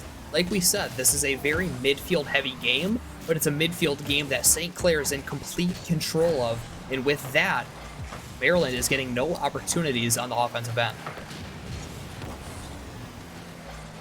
Spice finds the demolition onto Kamal. Maybe that guarantees a bit of ball control for Maryland, but Spoods is the one really cleaning house here. A phenomenal play up and off the ceiling, off the above the goal and into the goal there. Does give a 3-0 lead for St. Clair here in game number 2. It's feeling more and more likely we are going to be getting at least one of those game 4s today. It certainly looks like at our first one of the day as St. Clair is steaming past Maryland here in game 2. Still time technically for the comeback for the Terrapins, but with this game 2, the way that it has gone, it has been dominating. I do not expect the Saints to give this one up.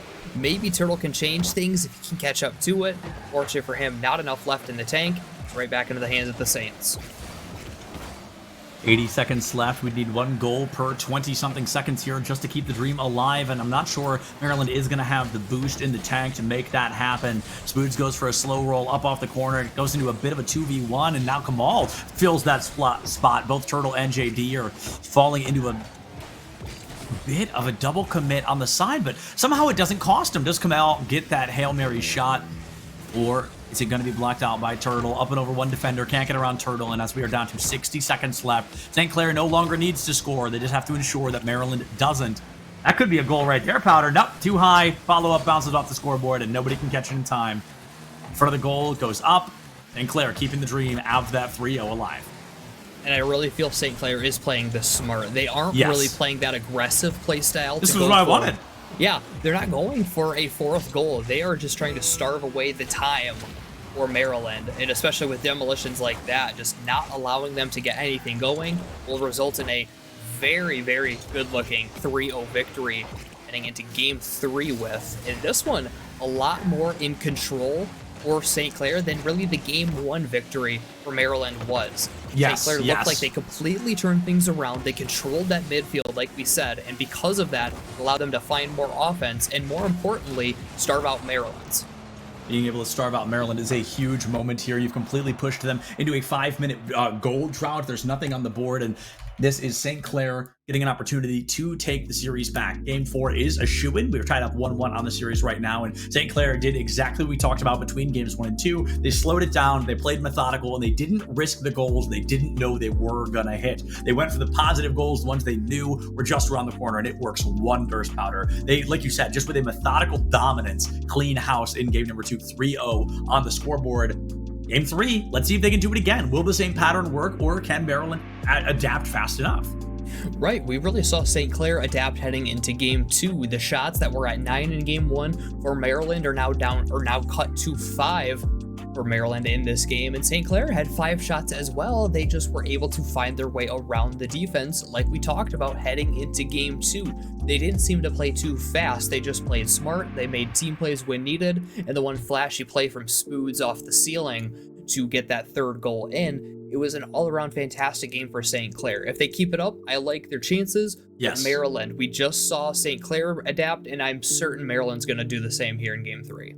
I mean, Maryland has to, right? Because if this works 2 times in a row, who's to say it wouldn't work a third and we just walk away with a 3-1 series? That definitely feels likely unless Maryland comes into this and maybe starts to play a little bit different in their own right. Maybe there's a little bit too much chaos on their side. The goals weren't as clean or guaranteed. And going into this, maybe it's their turn to really go back to the drawing board and hit the numbers they're so familiar with.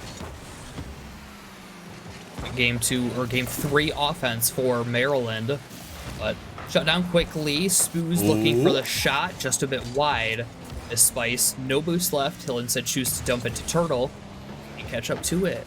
Instead, Ramen taking it around his corner. Gets the win out. JD Knight into the midfield. Ramen will turn back for it, dumping it into the corner behind the defense. Spoods cannot take the shot successfully enough, instead resulting in Maryland offense looking to get out in front in this Game 3. St. Clair, nothing yet either, but Maryland, like you said, definitely feeling large and in charge for the time being, and I think they'd like to keep it that way. Spice goes for a shot, Kamal able to block it out, and Maryland losing ball control to Spoods. Turtle answers back. I feel like Maryland already is going for a bit more of a methodical play style. They're forcing kind of the 1v1. I feel like back in Game 2, we saw a lot of 2-to-1 commitments, something I wasn't a fan of. I feel like they are trying to change that here. Let's see how well it can work out. Are finding more success in the midfield, controlling that possession more, which is something that really led to St. Clair's win in Game 2. So, good turnaround from Maryland is that pinch just barely wide. JD Knight is catching up to this one. Pass off the back wall, Spice, quick turn, shot, low, right or left side. JD Knight able to keep it on, sees Turtle in the midfield, just not enough boost to get the pass to him. Instead, it's a St. Clair back the other way. 90 seconds have already come and gone, and this is the longest, I believe, in this series we've sat at a 0-0. Nobody able to take an early lead, nobody really able to establish that forward momentum the team wants. St. Clair, a great clear down the field. Spoods is really strong at the aerial gameplay mechanic, but not able to find that lineup here as the disruption from Maryland does make that a wee bit harder. Bumps the ball just out of the way. Spoods there to catch it. Can they sit up Ramen for a goal, or will it be stolen away by Maryland as it just was? A lot of back and forth here, Powder. This is feeling more Game 1 than Game 1 actually did. Kamal breaks through and gets that point on the board for St. Clair, putting them in the lead once again.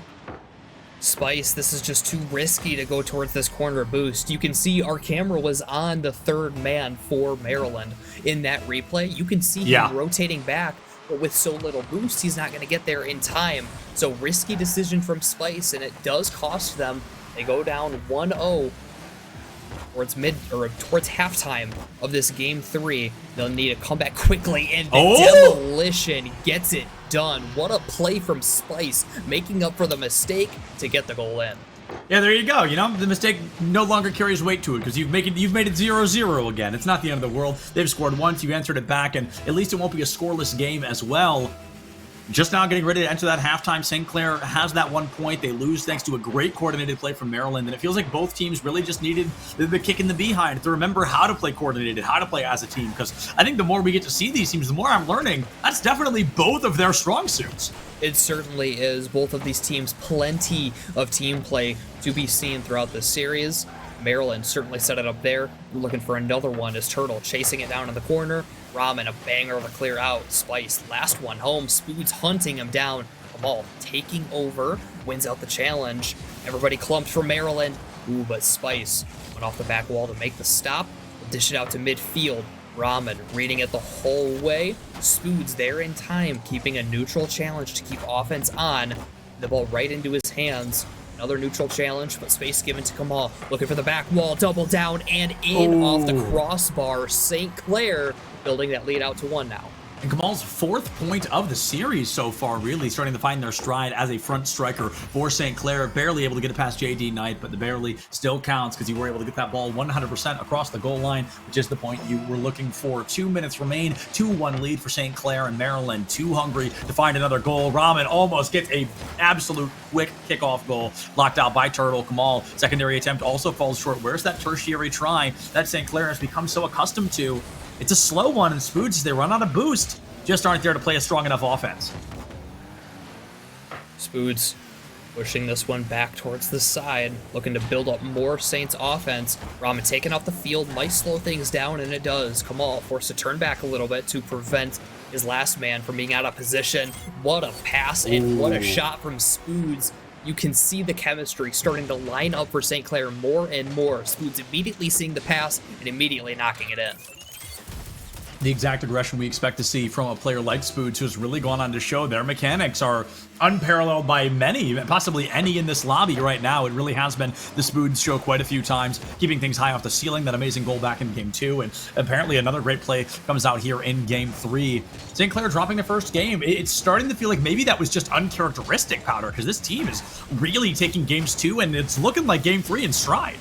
Right, and I hate to say this, but it almost seems like a warm-up game, and you never like to say that because these players don't look at game 1 like a warm-up game. But with the way that they are playing, they are storming ahead of Maryland. With every passing second, they are building up more in this series. They're getting closer to kind of making that gentleman's sweep where you give up game 1, sweep the next 3. It's been very controlling from St. Clair since the end of game 1. I think they have a solid shot at taking this game in game 4, assuming they can make it out of the last minute without giving up 3. I mean, that would be pretty difficult. It feels like it's their game to lose right now as they find themselves up by 3 with 40 seconds left. That's 1 goal per 10 seconds to take a lead here. That'd make it a 5-4 game in favor of Maryland. And I think St. Clair would essentially have to put down their controllers for something like that to happen. So I think St. Clair is going to have game 3 in their pocket with game 4 just over the horizon. I feel like they're really starting to come into their stride here in the latter half of this series. Maryland really fumbling to keep up. Right, with, like you said, now 20 seconds left and not really an offensive opportunity in sight. St. Clair going to walk into game 4 with the series lead, series advantage. 1 game away from finishing number 1 in their conference. Remember, both of these teams tied at 5-0 coming in. The winner of this takes number 1, goes straight to the conference championship. Doesn't have to worry about playing the 2 or the 3 seed to get into it. That is definitely a prize worth fighting for, and St. Clair able to put themselves 1 game closer. A very strong performance coming out there in that game. 4-1 in favor of St. Clair, and with only 1 game left over the horizon, Powder, possibly. Maybe we go to game 5. What do you want to see differently out of Maryland? Because right now it really feels like game 4 is going to be the last one.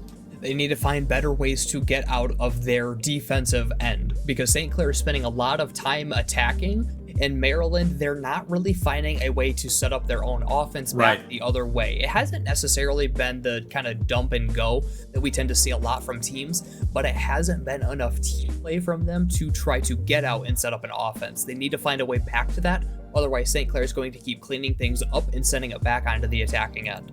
And Claire seems to be the team to really clean house when they get going. Like you said, game 1, maybe a bit of a warm-up for them, but games 2 and 3, definitely feeling a heck of a lot stronger going into game 4. All the marbles are on the table here. Like you said, you essentially get to put the controller down. If you win it here, you don't have to fight anybody else for that spot. It is yours. They'll have your little name on it with an imaginary plaque if you want it to, but you've got to earn it first. Powder St. Clair up by 1 game on the series, 1 game away from winning in a 3-1 fashion.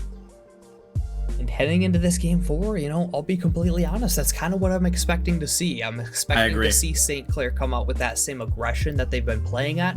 Maryland starting to look beaten down from the constant attack that they are facing. And they've shown that they're not able to handle it when St. Clair's putting on this much pressure. So St. Clair, they're going to want to go back to that same style like the gameplay and try to just keep wearing down that Terrapin defense. The 4th and possibly final game is now here. If St. Clair can establish a dominance like they have in earlier games, we can feel a lot more comfortable with their odds of success. But if instead they begin to fall a little short like that, things can definitely flip on their head. Spice from Maryland able to find that first goal 15 seconds in, and that double-edged sword opens up right away. You scored, that's awesome, but you scored in 15 seconds, which means there's 90% of the game left to be played. Either way, a fantastic start for Maryland, and Turtle especially setting that play up. The challenge on the side wall and the flick in the middle to get the pass over. We'll see St. Clair look quickly for a counterattack with a shot cut off at the last second.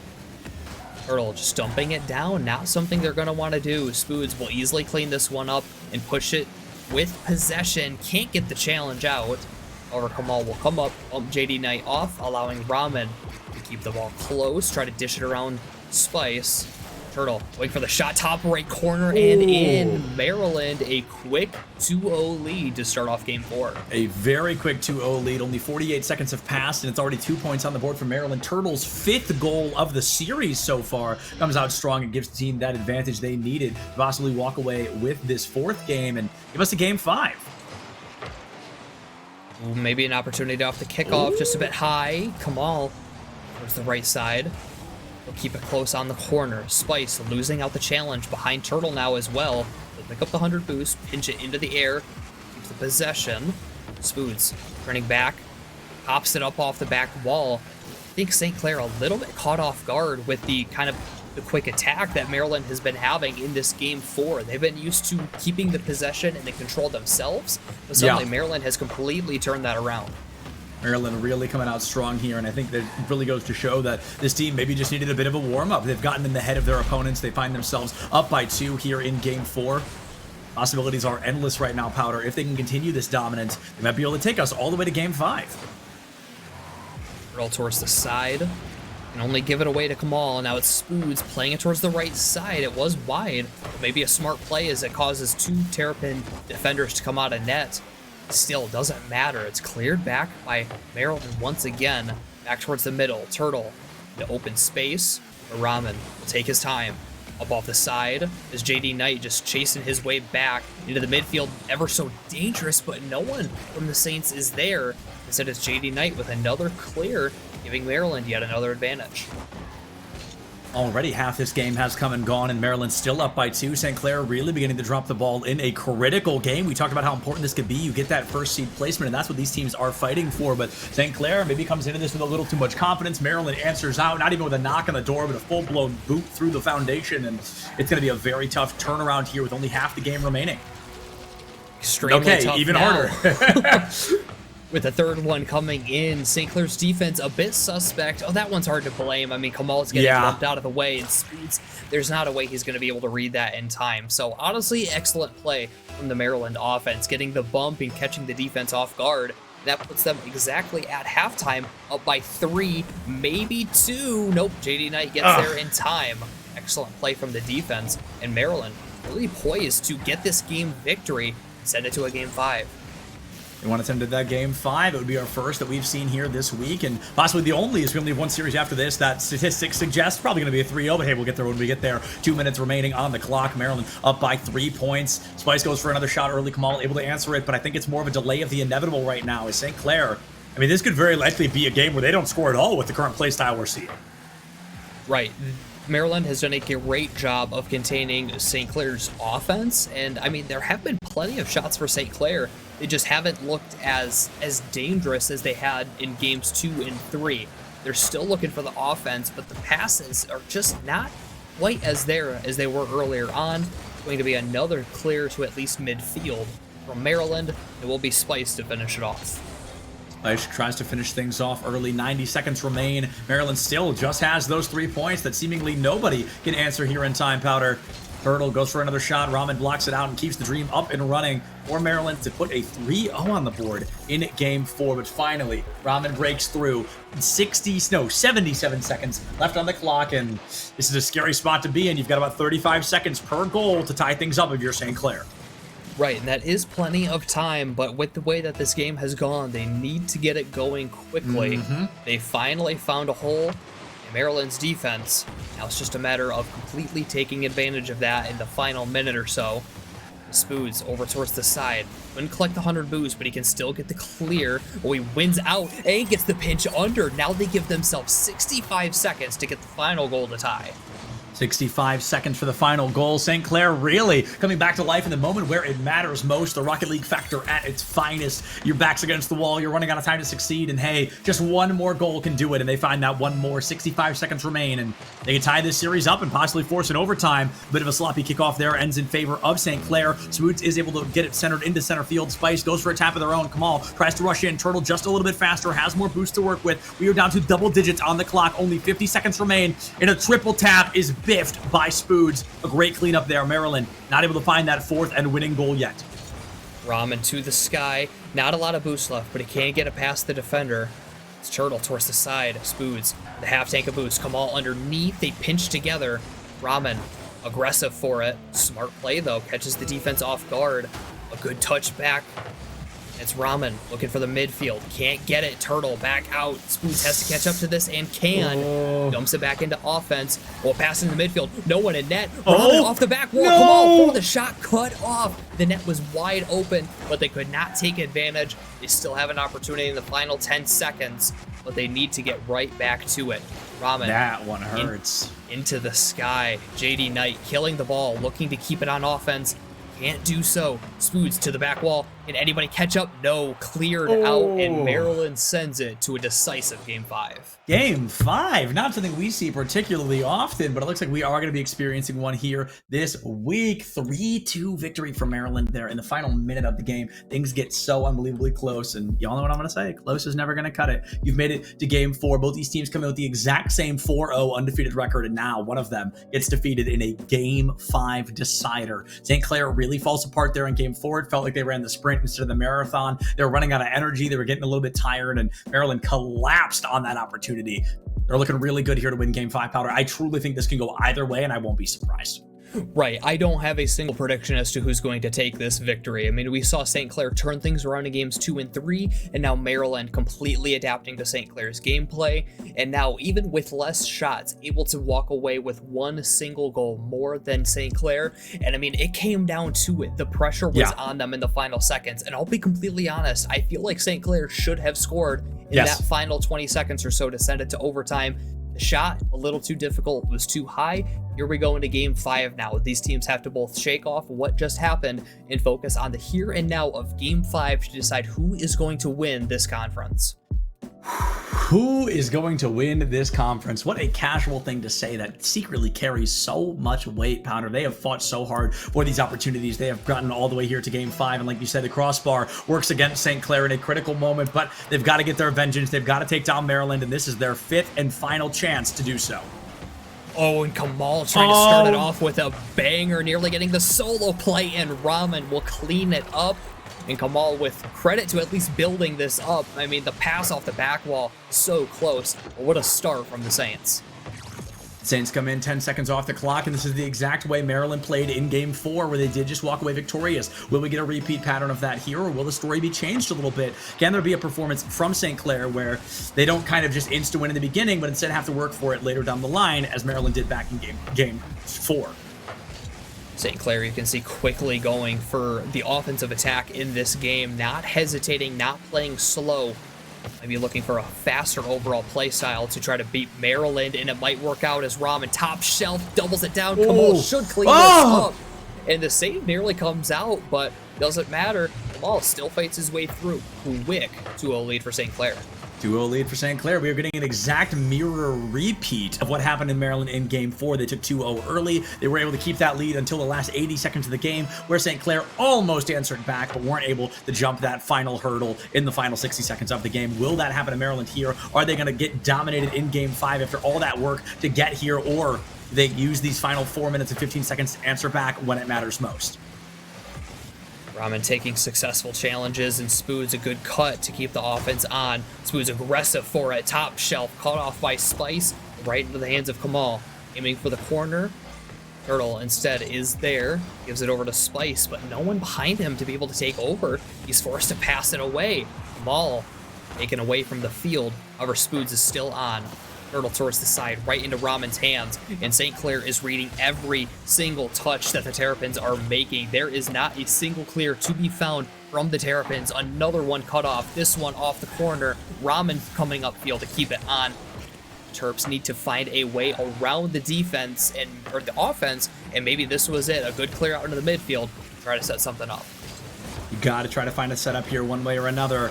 90 seconds are gone. We're running out of time. 3.5 minutes remain. St. Clair still has what is a pretty large lead. 2 points on the board. It's going to be difficult to work with, even with 3 minutes remaining. St. Clair's offense has been consistent. Their defense even stronger. Kamal whiffs the shot. JD Knight might have a moment to be that Knight in shining armor, but turns out that armor was made out of tinfoil. It's blocked away. Spoods gets the lineup, and 3 minutes left standing. St. Clair walk away with this 2-0 lead. They've held the vast majority of the possession for the first 2 minutes as well. Maryland has not found much offensively, and it's been because of St. Clair's rotations and because of Maryland's desperation to get the clear. This is a lot better of a setup, however, still cut off. St. Clair reading everything as Kamal just hunting down Turtle. He still gets there in time. Ramen, play it slow and play it to the side to slow down the Terrapin attack. Half of Game 5 is gone, and only half remains. St. Clair still up by 2. Spice looking for an opportunity to go from defense to offense. Flips the ball up into the side. Spoods is there to meet them. It's a decent clear to center field. Kamal there to steal it back. It's a rush down towards the goal of Maryland. And wow, what a trick there from Kamal to kick off the wall and increase that speed pretty rampantly, using the boost to get those additional movements. 2 minutes left standing, and St. Clair might find a freebie, but it's going to be block stop by Turtle. Still an excellent job of St. Clair to keep the offense going still. Ramen with a challenge back towards Spoods. Trying to get it back the other way. Keeps it close, even with not a ton of boost. He's able to fight his way through. Kamal looking for the read, can't find it. Turtle towards the side, the double down and out, but right into Spoods' hands. Kamal looking to drop this one down. It's a fake. Spoods is there, hammers it home. 3-0 lead for St. Clair as they look to take this Game 5. 3-0 lead with exactly 100 seconds left on the clock. 1 goal per 33 seconds right now for for Maryland against St. Clair, if they want to try and sneak out a victory or at least an overtime. It's a tough ask, but as we saw from St. Clair earlier, scoring twice in 20 seconds is no problem. Let's see if Maryland can mimic that kind of aggression and put themselves in a possible winner's seat. Almost a phenomenal start, but Ramen is there to catch it. Yeah, even with the passing play from Maryland, and a perfect one at that, Ramen is just sitting in the middle of the net to clean it up. And Maryland, still not a single goal to be found as Turtle nearly gets one there. But still, offense just not what it needs to be for Maryland, and time is ticking away. 70 seconds left for them to get 3, and they have not had nearly enough possession to get it done. As many shots on the board currently as goals that they need. Only 60 seconds to get it done. 60 seconds. I always say you get to a point in Rocket League where you start working against the clock more than you work against your opponents, because 60 seconds left makes it so hard for Maryland to be able to answer this back. We're down to 1 goal per like 13, 15 seconds. I have no idea. 15 seconds, I believe. St. Clair is going to be up 3-0 on the set and really looking to win game 5 in a very uneventful fashion, just taking a 3-0 lead early and never dropping it. Spice goes too high. The whiff is there. Turtle falls too far off to the side, and it's a sloppy rebound into the corner. It falls off into center field. JD Knight going for another attempt. 1 goal per 10 seconds now, and Maryland are very quickly approaching the realm of impossibility. Yeah, 20 seconds now. It's been a solid game 5 for St. Clair, nearly finding a 4th one, but they don't need it. It's been an excellently played game. They've controlled the possession in every single game, all 3 games that they've won, and it's allowed them to build out huge leads and not drop them. St. Clair College with a Game 5 victory to win their conference and head straight into the conference championships. That is a great showing from St. Clair. Maybe a bit of a morale goal from Maryland, but if the ball stays into garbage time, I think nothing really of note is going to be happening here. All right, Spice, you did it. We'll count it. You found it, but it is unfortunately not enough to give your team the advantage they needed. In a Game 5, St. Clair wins in a dominant fashion. I'm going to call it a 3-0. That point changes nothing, honestly, and it's going to be in total, let me do quick math, 9, 10, 11, 15 points, 14 points from St. Clair versus only 8 from the side of Maryland. So almost double the amount of points scored across those 5 games. Right, whenever St. Clair won a game, they won big, and they proved it in that game. I mean, holding a 3-0 lead for basically 5 minutes until a 0-second goal goes in. It was a fantastic showing for them, really showing up when it mattered. Game 1 was a bit of a struggle, and I think they kind of faltered a little bit in Game 4 after riding so much momentum. But in Game 5, they completely turned things back around, fully control the game, and fully win out the series and their conference. You've done it. Took game 5, but hey, you made it. You made it happen. We're actually going to get the chance to talk to somebody from St. Clair in just a couple of minutes. We're going to go ahead and throw it to a quick break, pull them in for an interview. We'll be back with that in just a couple of minutes.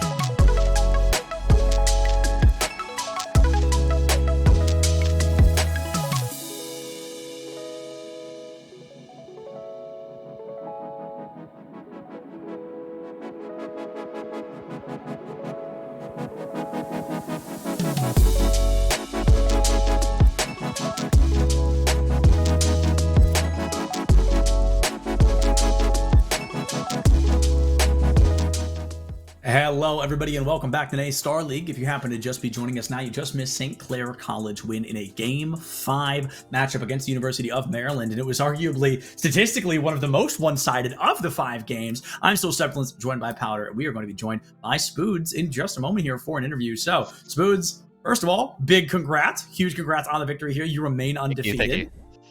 Yeah, absolutely. So my first question is, my first question is a pretty simple one. It's just kind of going into that, probably a little closer than maybe you wanted it to be, right? Very back and forth, a strong start, falls apart a little bit, and you were able to answer it back. So can you just kind of walk us through a little bit, the mental of that moment where you really did start to lose? It goes all the way to Game 5. How did you guys go into Game 5 taking that best foot forward?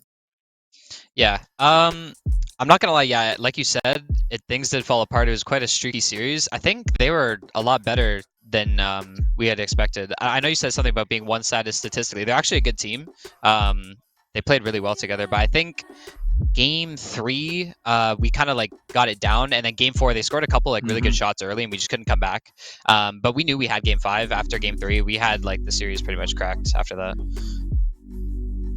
Yeah, with that win tonight, you guys have clinched the conference. You head straight into the conference championship. So very likely playing a team like Maryland, whoever wins out that 2-3 series, or yeah, that 2-3 match. What are you guys doing to prepare for that conference championship? Are you kind of focusing on that, or are you looking more ahead to try to get yourselves into the playoffs specifically?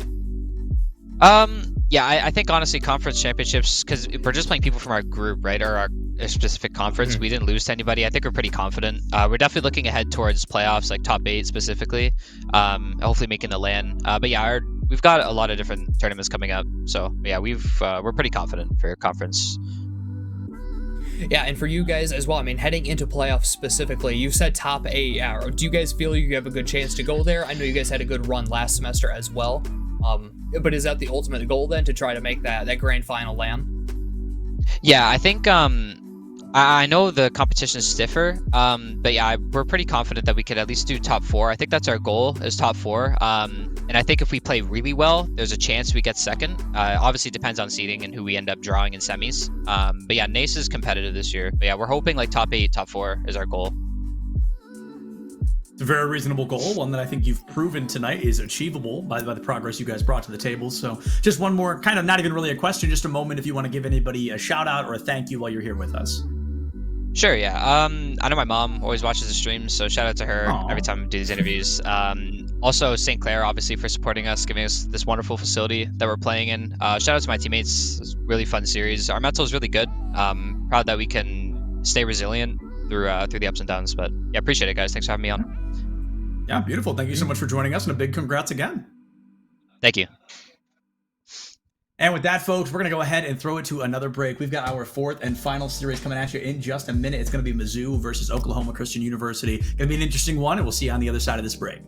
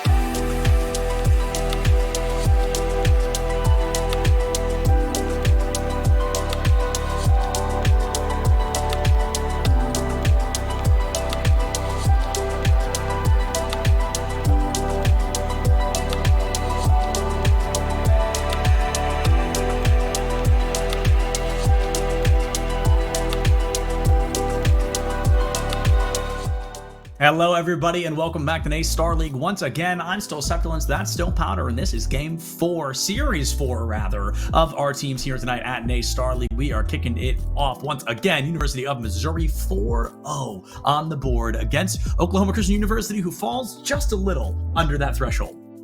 Right, Crims, Excelsior, Warp coming out for Mizzou and Chile.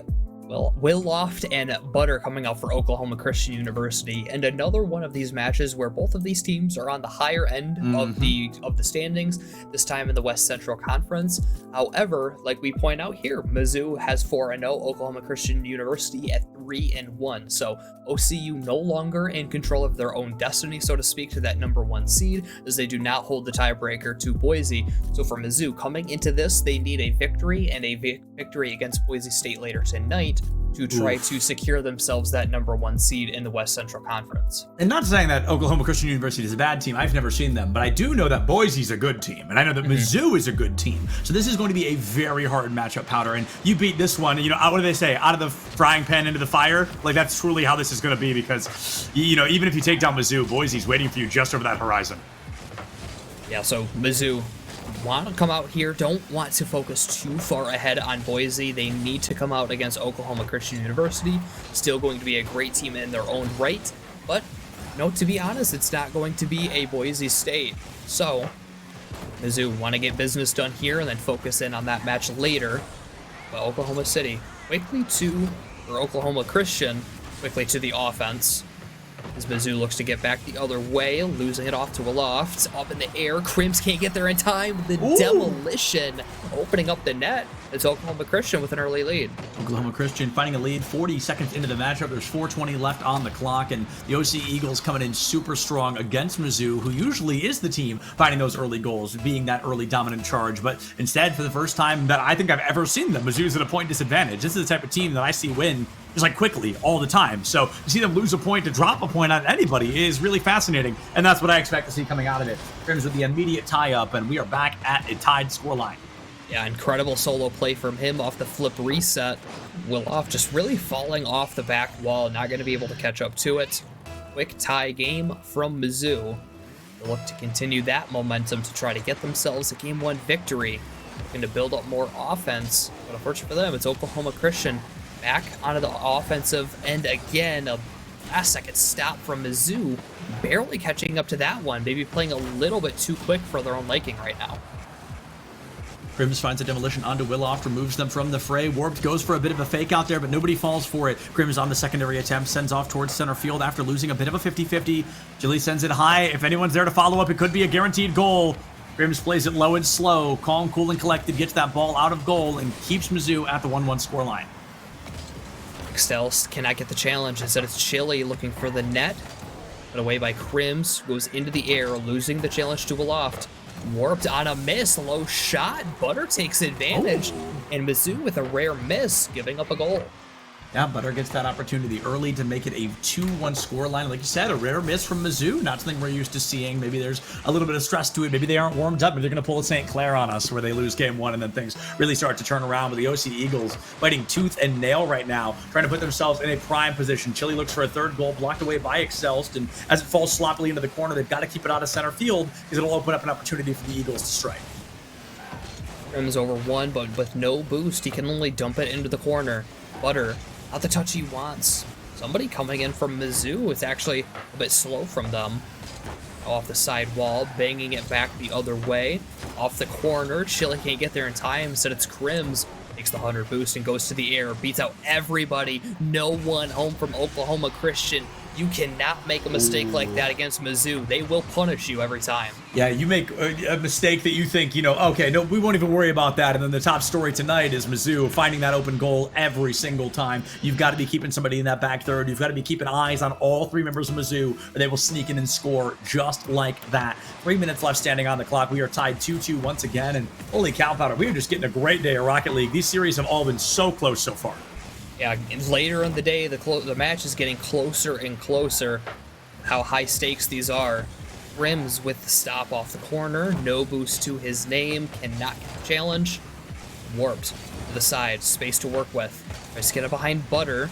He gives away possession. Will off a great bump, though. Keep it going. Now Woloft again, back into the midfield. Chili coming up. Wide shot, cut off by Excels, and Woloft back again into the mid. So Oklahoma Christian putting out a lot of pressure against Mizzou, who's withstood for the most part. But occasionally they have been caught lacking and have found a few holes that have been taken advantage of. They've definitely poked a few holes in the plan here and there. Willoft versus Warped. It's going to be a defensive block now from Crims. Here comes a third try. Does that one go in? Warped sends it high. Is it going to bounce in? And it will. A terrible bounce off the ceiling allows Chili to be the last member of Oklahoma to put a point on the board. That is a team hat trick, if you will. Each of them having scored 1 point. And with exactly 2 minutes left, Mizzou has 120 seconds to answer back. Mizzou, a victim of low boost on that play. Crims not able to get enough of a body behind it due to lack of boost. Give up the goal, give up the lead again. Under 2 minutes remaining. Oklahoma Christian putting what is, in my opinion, honestly, a shocking amount of pressure against a high-powered offense like Mizzou. This is a team that, I'll be honest, I expected Mizzou to come in, control the offense, and that has simply not been the case. It's been shot after shot from Oklahoma Christian, who are leading in shots in this game so far. However, still plenty of time for Mizzou to find their footing and find their way back into this game. And I mean, Powder, I said that back at the beginning of this broadcast, right? I said, Mizzou game 4 should be a pretty quick one, but holy cow, the Eagles have done their homework, and they're definitely coming out in troves right now, trying to find some value against Mizzou. 75 seconds left. We've seen 4 separate games today end by a 1-point advantage, and as Warp just falls short, Excels gets boxed away by Chili. That is going to be the point Mizzou wishes they could have found, because there's still a possibility this ends with a 1-point win for the OC Eagles. That is a tilter if you're Mizzou. You had it lined up. You had the demolition, but the player just kind of recovering at that point is able to recover himself into the ball and get the save. A great play from Oklahoma Christian to keep things locked at a 1-goal lead, and they're doing what they can to break out the other way to go for it. Chili, the redirect into the midfield, the third man on the shot, too slow and cut off. Now Crims taking over, 2-on-2 down the field, 2-on-1 down the field, looking for the pass off the back wall, off on the mist, Warped on the shot, top shelf, pushed backwards, and Excels taken off the field, pushed behind Crims, 20 seconds left for Mizzou to find their way on offense. The gods of Rocket League really not in favor of Mizzou tonight. Second goal in a row that I'm absolutely baffled did not make it into goal. Crims goes for a secondary attempt here. Warp tries to find something, and as 10 seconds drip down, we've officially entered single-digit territory. The Eagles feeling very likely to walk away with this game unless Crims gives us a perfect bounce in. It falls just shy. The follow from Excels, a buzzer beater to boot, and we are going to overtime in game number 1. And what a play from Crims to set this up. Seriously. It causes Oklahoma Christian to panic, and Excels is there to slot it in the top right corner, and we go to overtime in game 1. Not a spot you want to be in, but a spot apparently you're going to find yourself in here tonight at NACE Star League. Game 1 overtime. Mizzou looking to take down the OC Eagles, with the Eagles looking to find that all their own. Already a loss has tarnished their perfect run, and they want to see if they can do the same to Mizzou. Looking for the flick to go from Mizzou, but it works out as the first man missed. Excels chasing after his touch. Chases it to the other side of the field. Midfield pass. Crims is there. Neutral 50 can't get the challenge. They can't allow them to give away possession to Excels. The challenge cannot come through. Woloft out to Chili on the other side. Loses it to Crims. Woloft coming up. Keeping the ball close. Nothing left in the tank. He can't do much, but he does scoop up the 100. Fortunately, though, giving it away to Crims again as Mizzou looking for more offense. He's taking one off the field to try to keep that going. Crims gets the demolition onto Chili, and Mizzou might have something to work with here. Great defense from Willoft keeps them at that 3-3 scoreline. We are a full minute. The longest overtime we have seen today was 2 minutes and 42 seconds. Let's see if this team is going to be able to take that one down a peg. Crims, another great setup, but the defense is simply just in the right place at the right time for the Eagles. They box it out. They get ball control in their own favor, and here they go, hurtling toward the goal of Mizzou once again. Excels on the offensive end got a little bit too quick and almost missed the ball, which caused the clear to come out from Oklahoma Christian. Great job, though, from Mizzou, cleaning things up, getting back the other way. Fortunately for them, Chili has possession. He has the boost to flick it into the midfield. High lofting shot.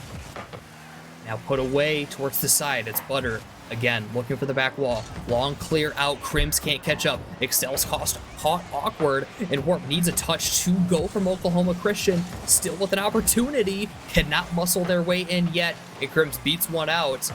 Now Excel's catching this one in the air, but put to the side by Butter. And a moment of peace now for Oklahoma Christian. 2 minutes, 2:42 is the time to beat, and they are certainly looking like they want to.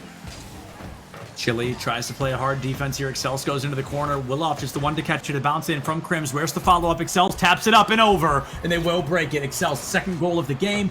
First goal to win out game number 1 in a 4-3 fashion.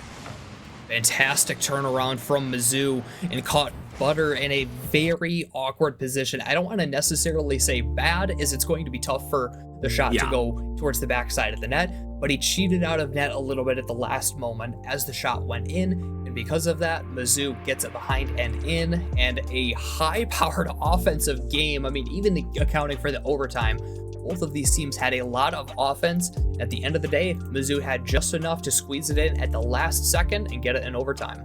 Yeah, both these teams had a lot to work with. Mizzou, a double commit from Excelsior, and I believe it was Crims. They go up close to goal. There's a little bit of a double tap there in the mix, and they find it. They make it work. They put game 1 down. Now 1 is gone, 2 to go. But Powder, I really don't know this is going to be a 3-0. I mean, I am blown away by Oklahoma so far. They've absolutely come in, overperformed, past my expectations. I've never seen them before, but I've never seen Mizzou sweat like this. So clearly, Oklahoma is doing something correct.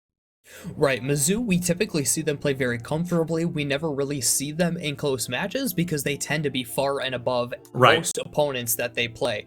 This is one of the first times I've really seen them be tested like this, and I'm excited to see what Oklahoma Christian can do in future games. Unfortunately, in this one, they gave up a little bit too much offense late, allowed them to get that 0-second goal. Maybe heading into game 2 with after that overtime, now time to reset, they might have a better chance come into game 2.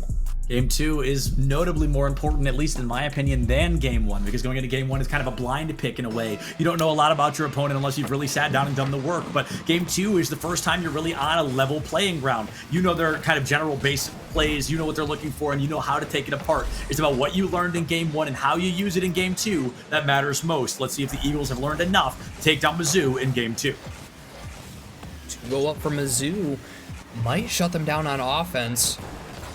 Warped. He does come around on it, able to recover. Chili, a miss. He cannot be missing that. It allows Excels to keep the offense on for Mizzou. Ooh, but he bumps his own teammate, giving away the possession. Up off the corner. It is Butter. Neutral challenge. Chili, shot, put away by Crims easy enough. Pass in the midfield. 2 are very close. Oklahoma Christian, luckily for them, does not come back to bite them. Could be something risky as another miss comes out from Oklahoma Christian. That's a couple now, 1 on offense and 1 on defense, and they need to watch out for. A minute off the clock, and we are still rocking the goose egg on both sides. 0 points scored for either team, and that goes to show that this game notably closer. No early goals, no early show-ups, and perhaps Mizzou doesn't have to sweat as much because of it. The goal goes off to the corner there. Chili tries to find something, but it falls off into a bit of a no-man's land. Follow-up not quite fast enough, and Mizzou might have a free goal here. Powder, I see an open goal. Chili, though, does make it in the way in time and keeps us at that cold 0. Sells dumping it back into the corner. Good back pass, but Crims a little too far away. You can now challenge it to keep it on. Can't get the bump on Willoft. Would have been almost a freebie had they been able to catch up to it. Back towards Chili again, banging it out. Crims reading it, playing it towards the side, but still dangerous. Excels on the rotation, able to get a long clear. Waiting for the touch, knows he's going up, takes the shot immediately. Butter's there to cut it away. Aggressive push from Crims is another good stop from Mizzou. And the patience on the side wall, smart from them, as Excel's now taking advantage. Wow. Nowhere for Oklahoma Christian to go. Mizzou takes advantage. The third point Excelsior has been able to score in this series so far, and it is an important one. As 2 minutes had passed, we were in a bit of a drought, but you finally break through, you put a point on the board, you increase the chances of your team winning by just that 1 point. 3 minutes remain, and the OC Eagles have more than enough time to win this. They just need to not let it get to them. You got to play it low and slow. All right, they scored, so what? Let's just make it our turn. Crims patiently waiting for this, and that's something I like seeing from Mizzou here in this game too, is they've been more patient, allowing Oklahoma Christian to come to them. And because of that, Oklahoma Christian you can see it. It's not really a panic, but it's more a, oh my, as Chile lasers this one home. We're going back to the point, Oklahoma Christian, with this patience that Mizzou is playing, they're going to have to find ways around the defense, just like this play here. Got to find ways around the defense. It's a tough spot to be in, but maybe it's going to be enough for the Eagles. Like you said, it was a complete laser from Chile to clean things up and tie the game once again. Half this game already gone, and it feels like another low-scoring affair. You know, the last one felt like a low-scoring affair, and then somehow we ended with a 4-3. We get the second point on board, and the first point from Warped this series so far gives Mizzou that lead they need once again. And a little bit helped out here from Chile, just desperately going for the save. But I don't even know if the second man from Mizzou would have caught up to it, so a little bit too risky as we near halftime. Mizzou has immediately regained that lead. We'll look for more off the kickoff as Rims is up, playing it slow again. Ooh. Won't be able to get the reset. We'll look for the bump, and Chile forced to play awkward. Now everybody on the right side from Oklahoma Christian. Mizzou not able to take advantage. Said it's a clear out for Oklahoma Christian again. Clear out for Oklahoma Christian as they find an opportunity. Okay, a close one from Chile is going to be canceled by Warped. Not quite that tie game we were expecting a moment ago, but instead, a 2-1 lead for Mizzou still. They won by a point in game one. They're looking to do it again. Another beam comes out from Willow for Warped. Answers it quickly. 2 minutes remaining on the clock. Excels takes it high into the air here. Might be able to get past two defenders. Gets past the third, but runs out of boost. It's a slow roller in, and another point for Excels makes the odds increase for Mizzou once again. Coast to coast from Excels with the air dribble and the bump on Chile. Oklahoma Christian taken apart by one single player on Mizzou, taking it upon himself to stretch the lead out to 2. Time ticking away for Oklahoma Christian. And ever since that overtime victory, it feels like Mizzou has built up more and more pressure, not allowing Oklahoma Christian really any space on offense. Yeah, pressure has certainly been the name of the game for Mizzou so far, and with only 90 seconds left, the Eagles have to score once per 45 seconds to force an overtime and try to guarantee at least a game 4, but with the way Mizzou is truly commanding respect in this matchup, I think they're going to have the second game and possibly the third around the corner. Maybe game 1 really was just a warm-up for them. It kind of seemed like it took a while for them to get warmed up, and Mizzou just trying to play circles around Oklahoma Christian now as a fake comes out, left side shot from Warped, and mind games going on now from Mizzou. They find another one in to stretch the lead to 3.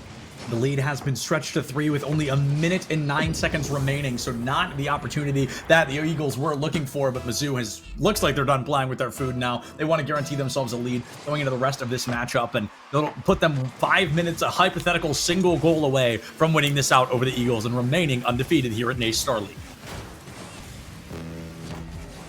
Philly will look to get this one back the other way as is able to find his way into the back of the net. And a little bit of tech issues going on within the server here, so it kind of explains the awkward play there off kickoff, but as it stands now, Mizzou does hold that 4-2 lead. Yeah, Mizzou's got that 4-2 lead. There's 60 seconds left. There is a possibility of being able to find those couple of points, but unfortunately, I'm not sure we're going to get that lineup in time. It has been cut a little bit down, 2 points left. You've got momentum, but a little bit, like you said, a little bit of tech issues, server's getting a little wonky, so we're going to have to figure out what's going on with that. However, Powder, Mizzou is very close to winning. We're going to have to see how well they can do after this short break. We'll see you guys right back here in just a couple of minutes.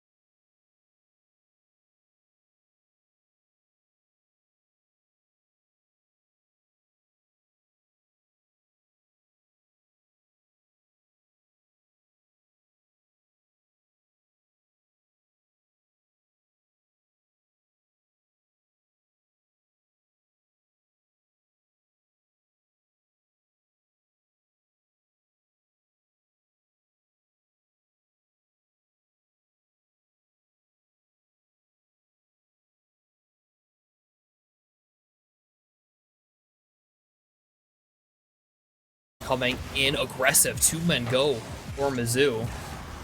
Rims now off the side wall. Cannot keep it going for much longer. Gives away possession, drops it down. Butter is there, barely cut off by Crims. Stop the offensive attack. Warped is beaten now by Chili, shot just high. No rebound is there in time. Sent back the other way now by Mizzou. 1 minute off the clock here, and Mizzou looking for a time to strike. Again, we go back to that previous game where there was a bit of a server disconnect, and they were up by 2. There was less than a minute on the clock. You know, they've really got to work hard for this. If the Eagles go on to win this and they force a technical game 4, a legitimate game 4, that's really going to be tough on the morale of Mizzou. But as a minute 15 has come and gone, momentum continues to stack, and nobody finds anything on the board yet. Good stop from Crims as Warp now beating out the defender. Chili on a quick turn. Keeps the possession close. Excelst on the stop. Gets it over 1. Now Wolof has quickly turned back. Excelst chasing him down in the corner. Rolling around at the top. No one from Mizzou there to take an aggressive challenge.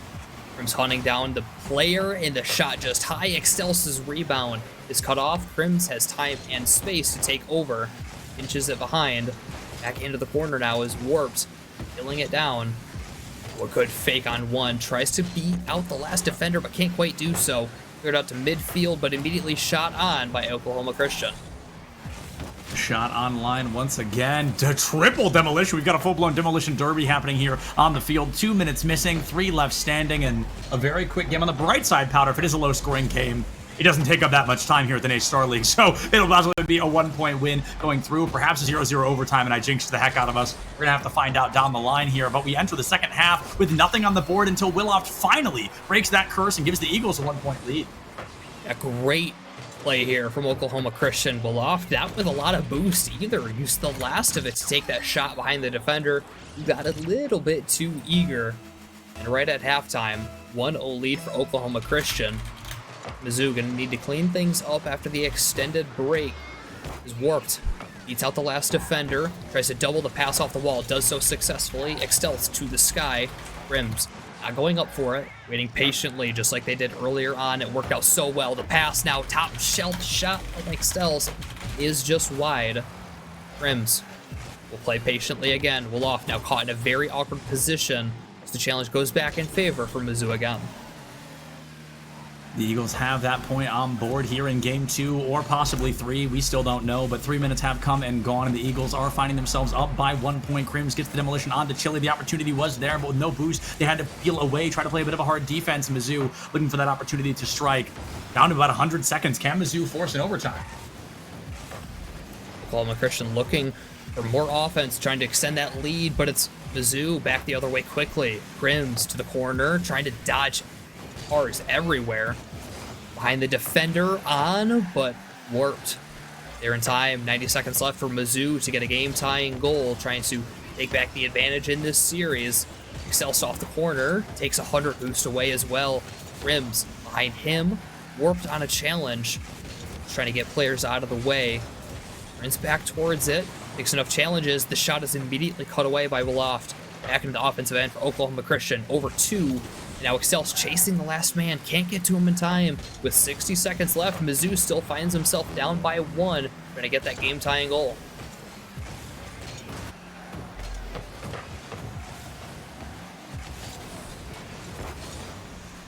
Still the possession now for Hit it again. Oklahoma Christian. Second time I've sat on my mute button today. I'm here. The OC Eagles are going to be able to have that one advantage in 45 seconds remaining. Crims finds a demo. Come on, that's got to be in, but Willof knocks it up and away, and I don't know if we're going to be getting an overtime guaranteed quite yet. 37 seconds left standing, and Mizzou desperate to find it. They've got to go for a very hard offense, or they're going to get knocked out in game 2 or maybe game 3. I don't know. Crims chipping this one up, desperate to break this one out. Chili's the last one back. Wolof racing back as well. Excelst dropping it down. Is anybody there for Mizzou? No one. We're heading into the final 10 seconds, and Crims just desperately looking for offense. Chili now towards the side, can't follow up. Crims a little bit too slow. He does pop it up though, and another back pass. Can they get another 0-second miracle? They have the space to do so. Flick over 1. But now killed to the ground. Oklahoma Christian walks away with the game. Oklahoma Christian walks away with game number. I'm going to make an executive choice until we hear otherwise. Game number 2 comes to a close in favor of Oklahoma. And I'm assuming because all 6 of them DC'd, maybe they just had a gentleman's, yeah, let's run it back. And maybe Mizzou was confident they could win it. It falls different, but that game comes to a close. And going into the next one, Mizzou is going to have to play a little bit harder. You've got to wonder if that lights a fire underneath them a little bit. Game 2 was going great. And then all of a sudden it wasn't because they had to play it again. We're at a tied series. They want to win this best of 5 as fast as possible. And that requires 2 more game victories before they would lose to Oklahoma in that same breath.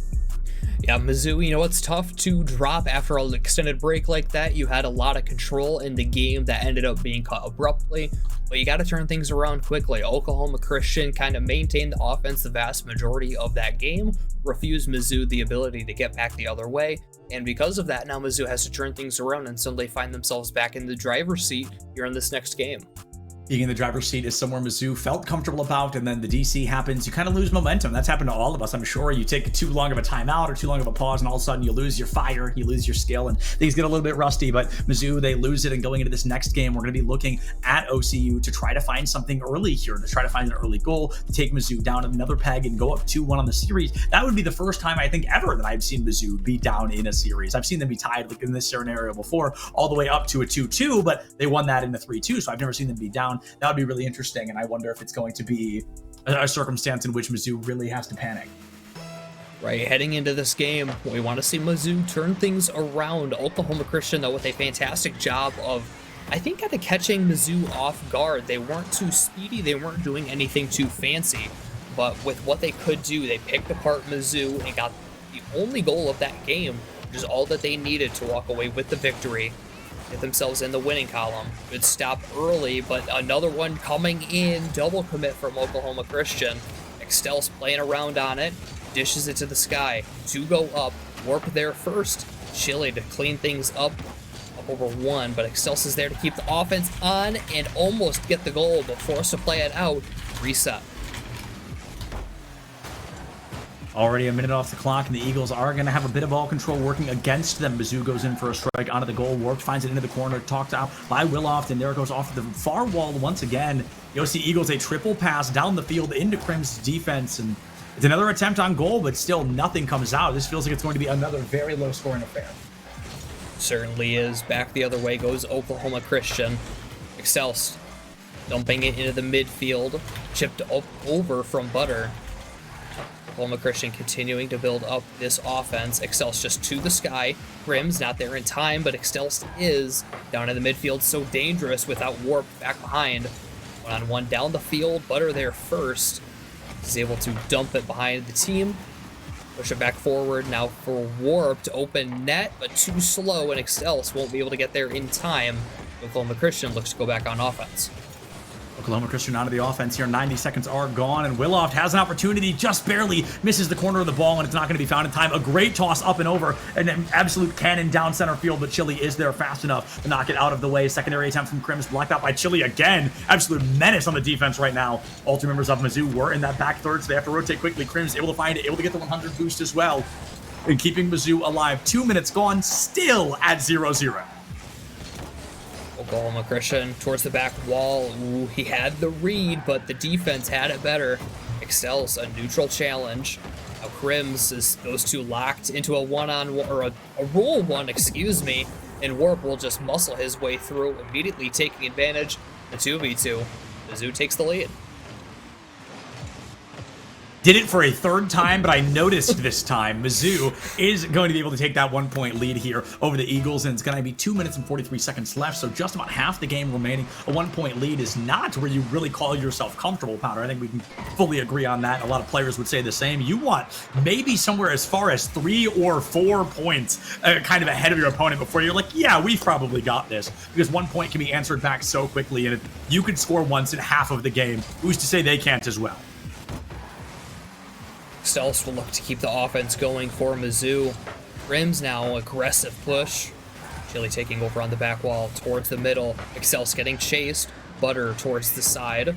Warped on a challenge straight down as Excel's taking over along the side again with the dribble and with control. No one in net for Oklahoma Christian. Butter will barely get back in time. The clear right into Warp's hands. Back the other way goes Oklahoma Christian. Not much possession to speak of.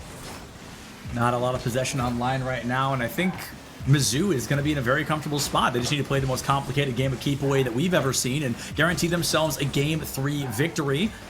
They would only need one more after that, and the Game 4 will be over the horizon here no matter which way the cookie crumbles. Eagles just barely not able to find it. A phenomenal steal from Chile, but it is blocked away by fate itself. 90 seconds left. The OC Eagles still desperate for that first goal.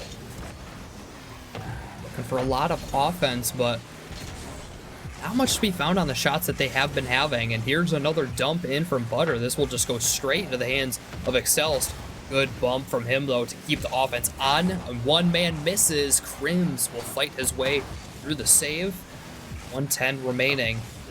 Mizzou looking for keep away, but also looking to get a security goal as they push back towards the offensive end.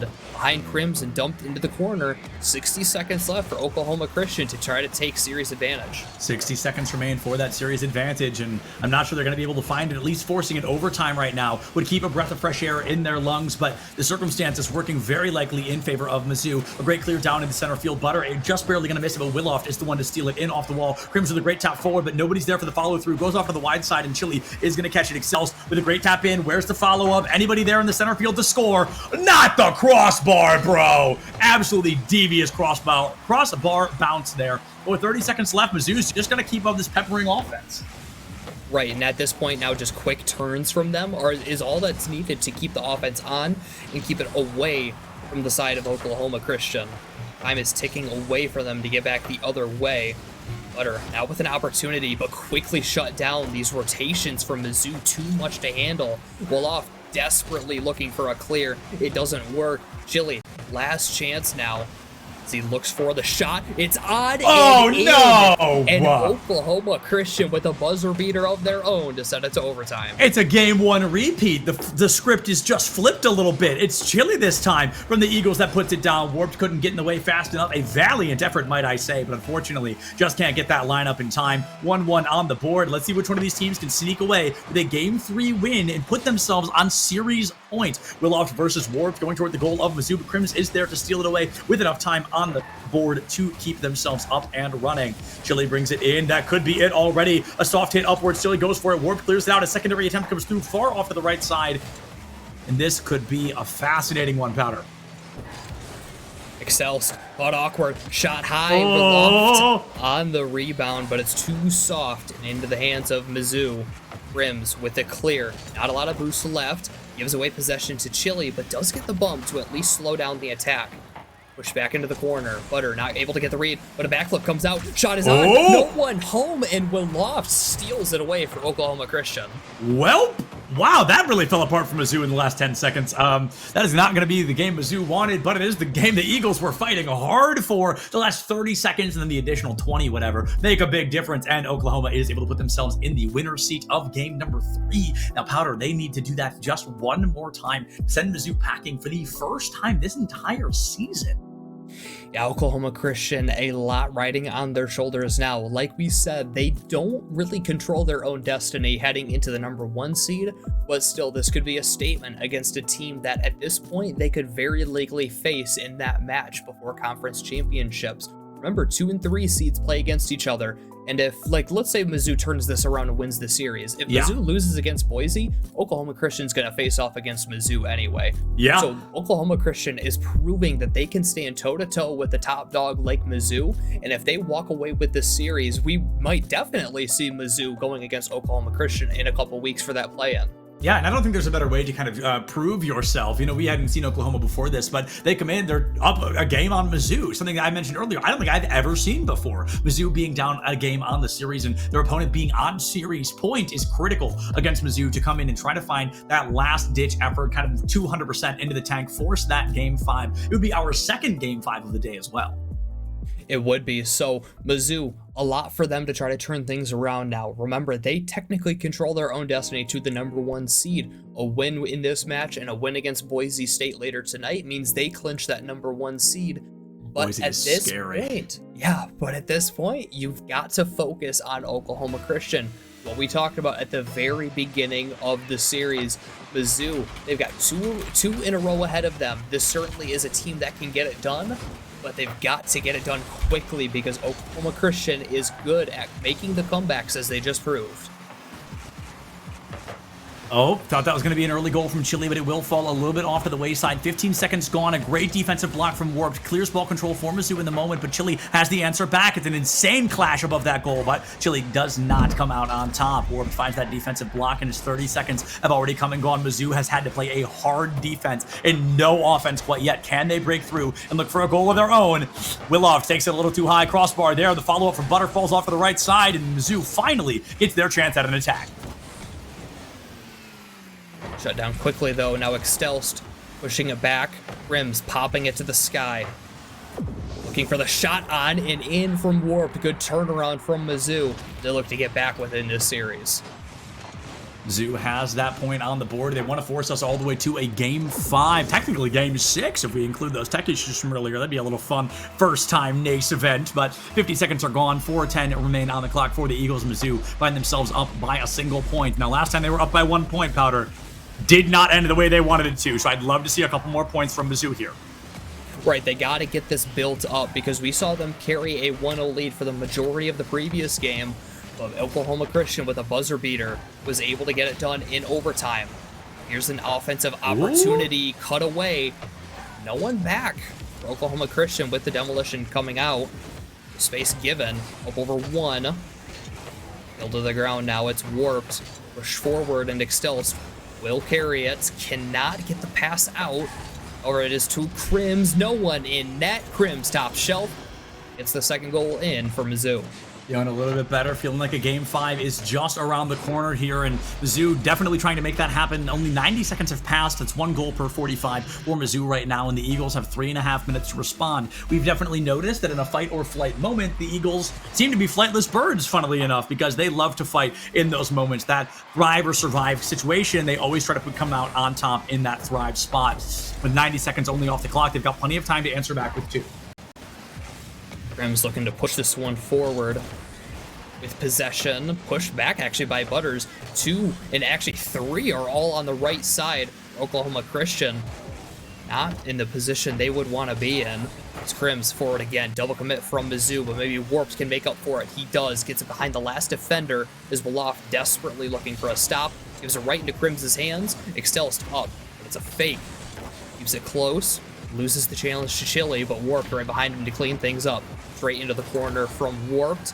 Loses out the challenge. Straight into there for Butter. They can't get the play on. The shot is wide. This one also wide, and Excelsior will clean things up and sweep it to the side.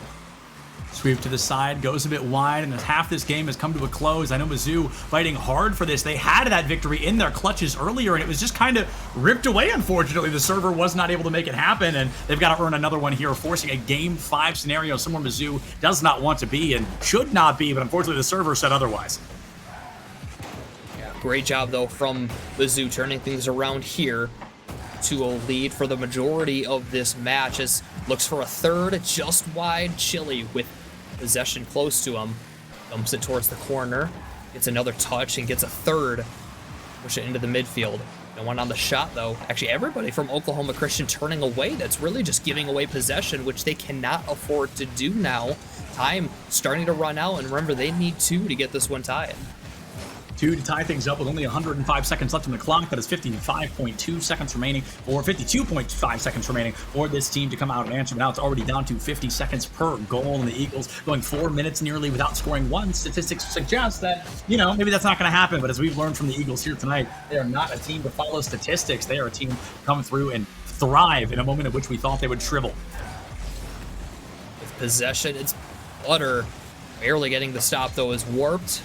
Oklahoma Christian offense looking good. More shots than Mizzou up to this point, but the Mizzou defense looking better and better. The defender is taken off the field, but Extelst couldn't 100% guarantee if it was going to happen. Didn't take the shot, but still, more Mizzou offense, which is something they're perfectly happy with right now. Just wasting time as the last man from Mizzou chasing after that one.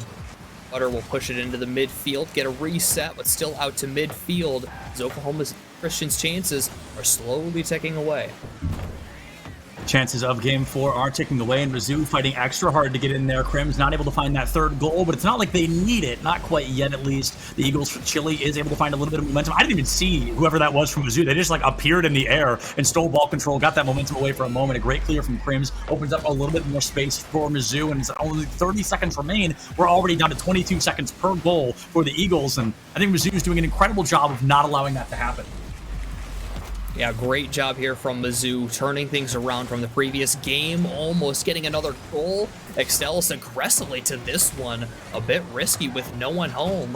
The shot needs to be cut away, and it is, and that save will seal the victory for Mizzou to send this to another decisive Game 5. They've turned things around after the reset, and we head into Game 5 completely even to see who's going to take this one if Mizzou has a shot at that #1 seed later tonight. So we took it from a best of 5, we've shriveled it all the way down into a best of 1. This is going to be it, our last game of the day here in Ace Star League. In the last game, or one of these two, possibly the last game where Mizzou remains undefeated, but they're coming in with a brand new fire underneath themselves. I'm sure, as I would be, they're probably quite frustrated about how kind of things fell apart in game 2. They were up, there was almost no time left on the clock, but rulebooks are rulebooks, and they unfortunately just had to suck it up and keep playing. But going into game 5, I'm hoping they're able to come out on top of this one. I feel like they deserve this, and unfortunately, something terrible happens. They've really got to fight hard to make sure they can come out on top.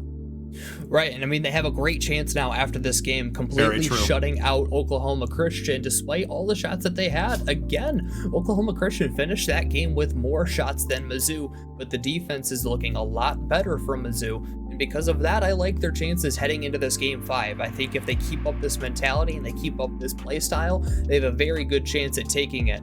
Unfortunately for them, if Oklahoma Christian adapts again like they did after the reset, it's good. Things are going to be tough for them heading into this Game 5. Absolutely, going into this Game 5 is going to be a tough situation to be in, but Mizzou has clearly gotten warmed back up. They've shaken the rust off a little bit, and they're coming in absolutely ready to dominate their opponent, trying to win a 3-2. I can't believe we got 2 Game 5s in a row. That's awesome, because, I feel like we haven't had that many this season. I unfortunately wasn't here the last couple of weeks, so maybe I'm just lying. I haven't had that many this season, so I'm excited to see a couple here, and hopefully we're going to have a winner in just a couple of minutes. 5 to be specific, 2 wins on the board for the both of them, and it's all going to come down to these next 5 minutes, Powder, on which one of these teams can walk away with a win. Mizzou quickly with offense. Grims to the corner, looking to beat one.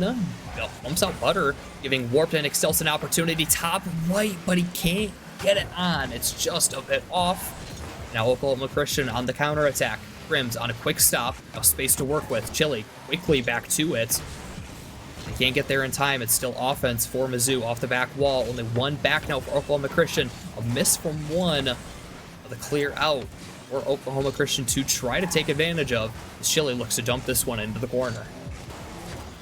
Dumping it into the corner isn't going to work well enough. The goal comes out quickly, and Mizzou is able to shake it away from goal. The Eagles fall into the far corner. 45 seconds off the clock. Warped might have a goal here, but it's a bit of a sloppy shot. Not able to land it. Willoft will go into that center field once again, trying to box out Excels, but it's going to whiff anyway, even without Excels standing on that matchup. 1 minute off the clock. 4 minutes remain. 80% of the game left to be played, and still nobody able to crack open that goal yet. Ooh, a huge miss there from Oklahoma Christian. Crims will dump it into the corner. A lot of space now as Butter was the last one back. Extels with a lot of boost and a lot of space wins out the challenge. Willoft is there to follow. Warped off the corner. Too much space given to Oklahoma Christian. Shot us high from Crims. Extels put up into the air. Warped back down the other way. Extels quickly to it. Hey. We're caught off guard, I should say, from Oklahoma Christian, and Extels puts them out in front in this Game 5.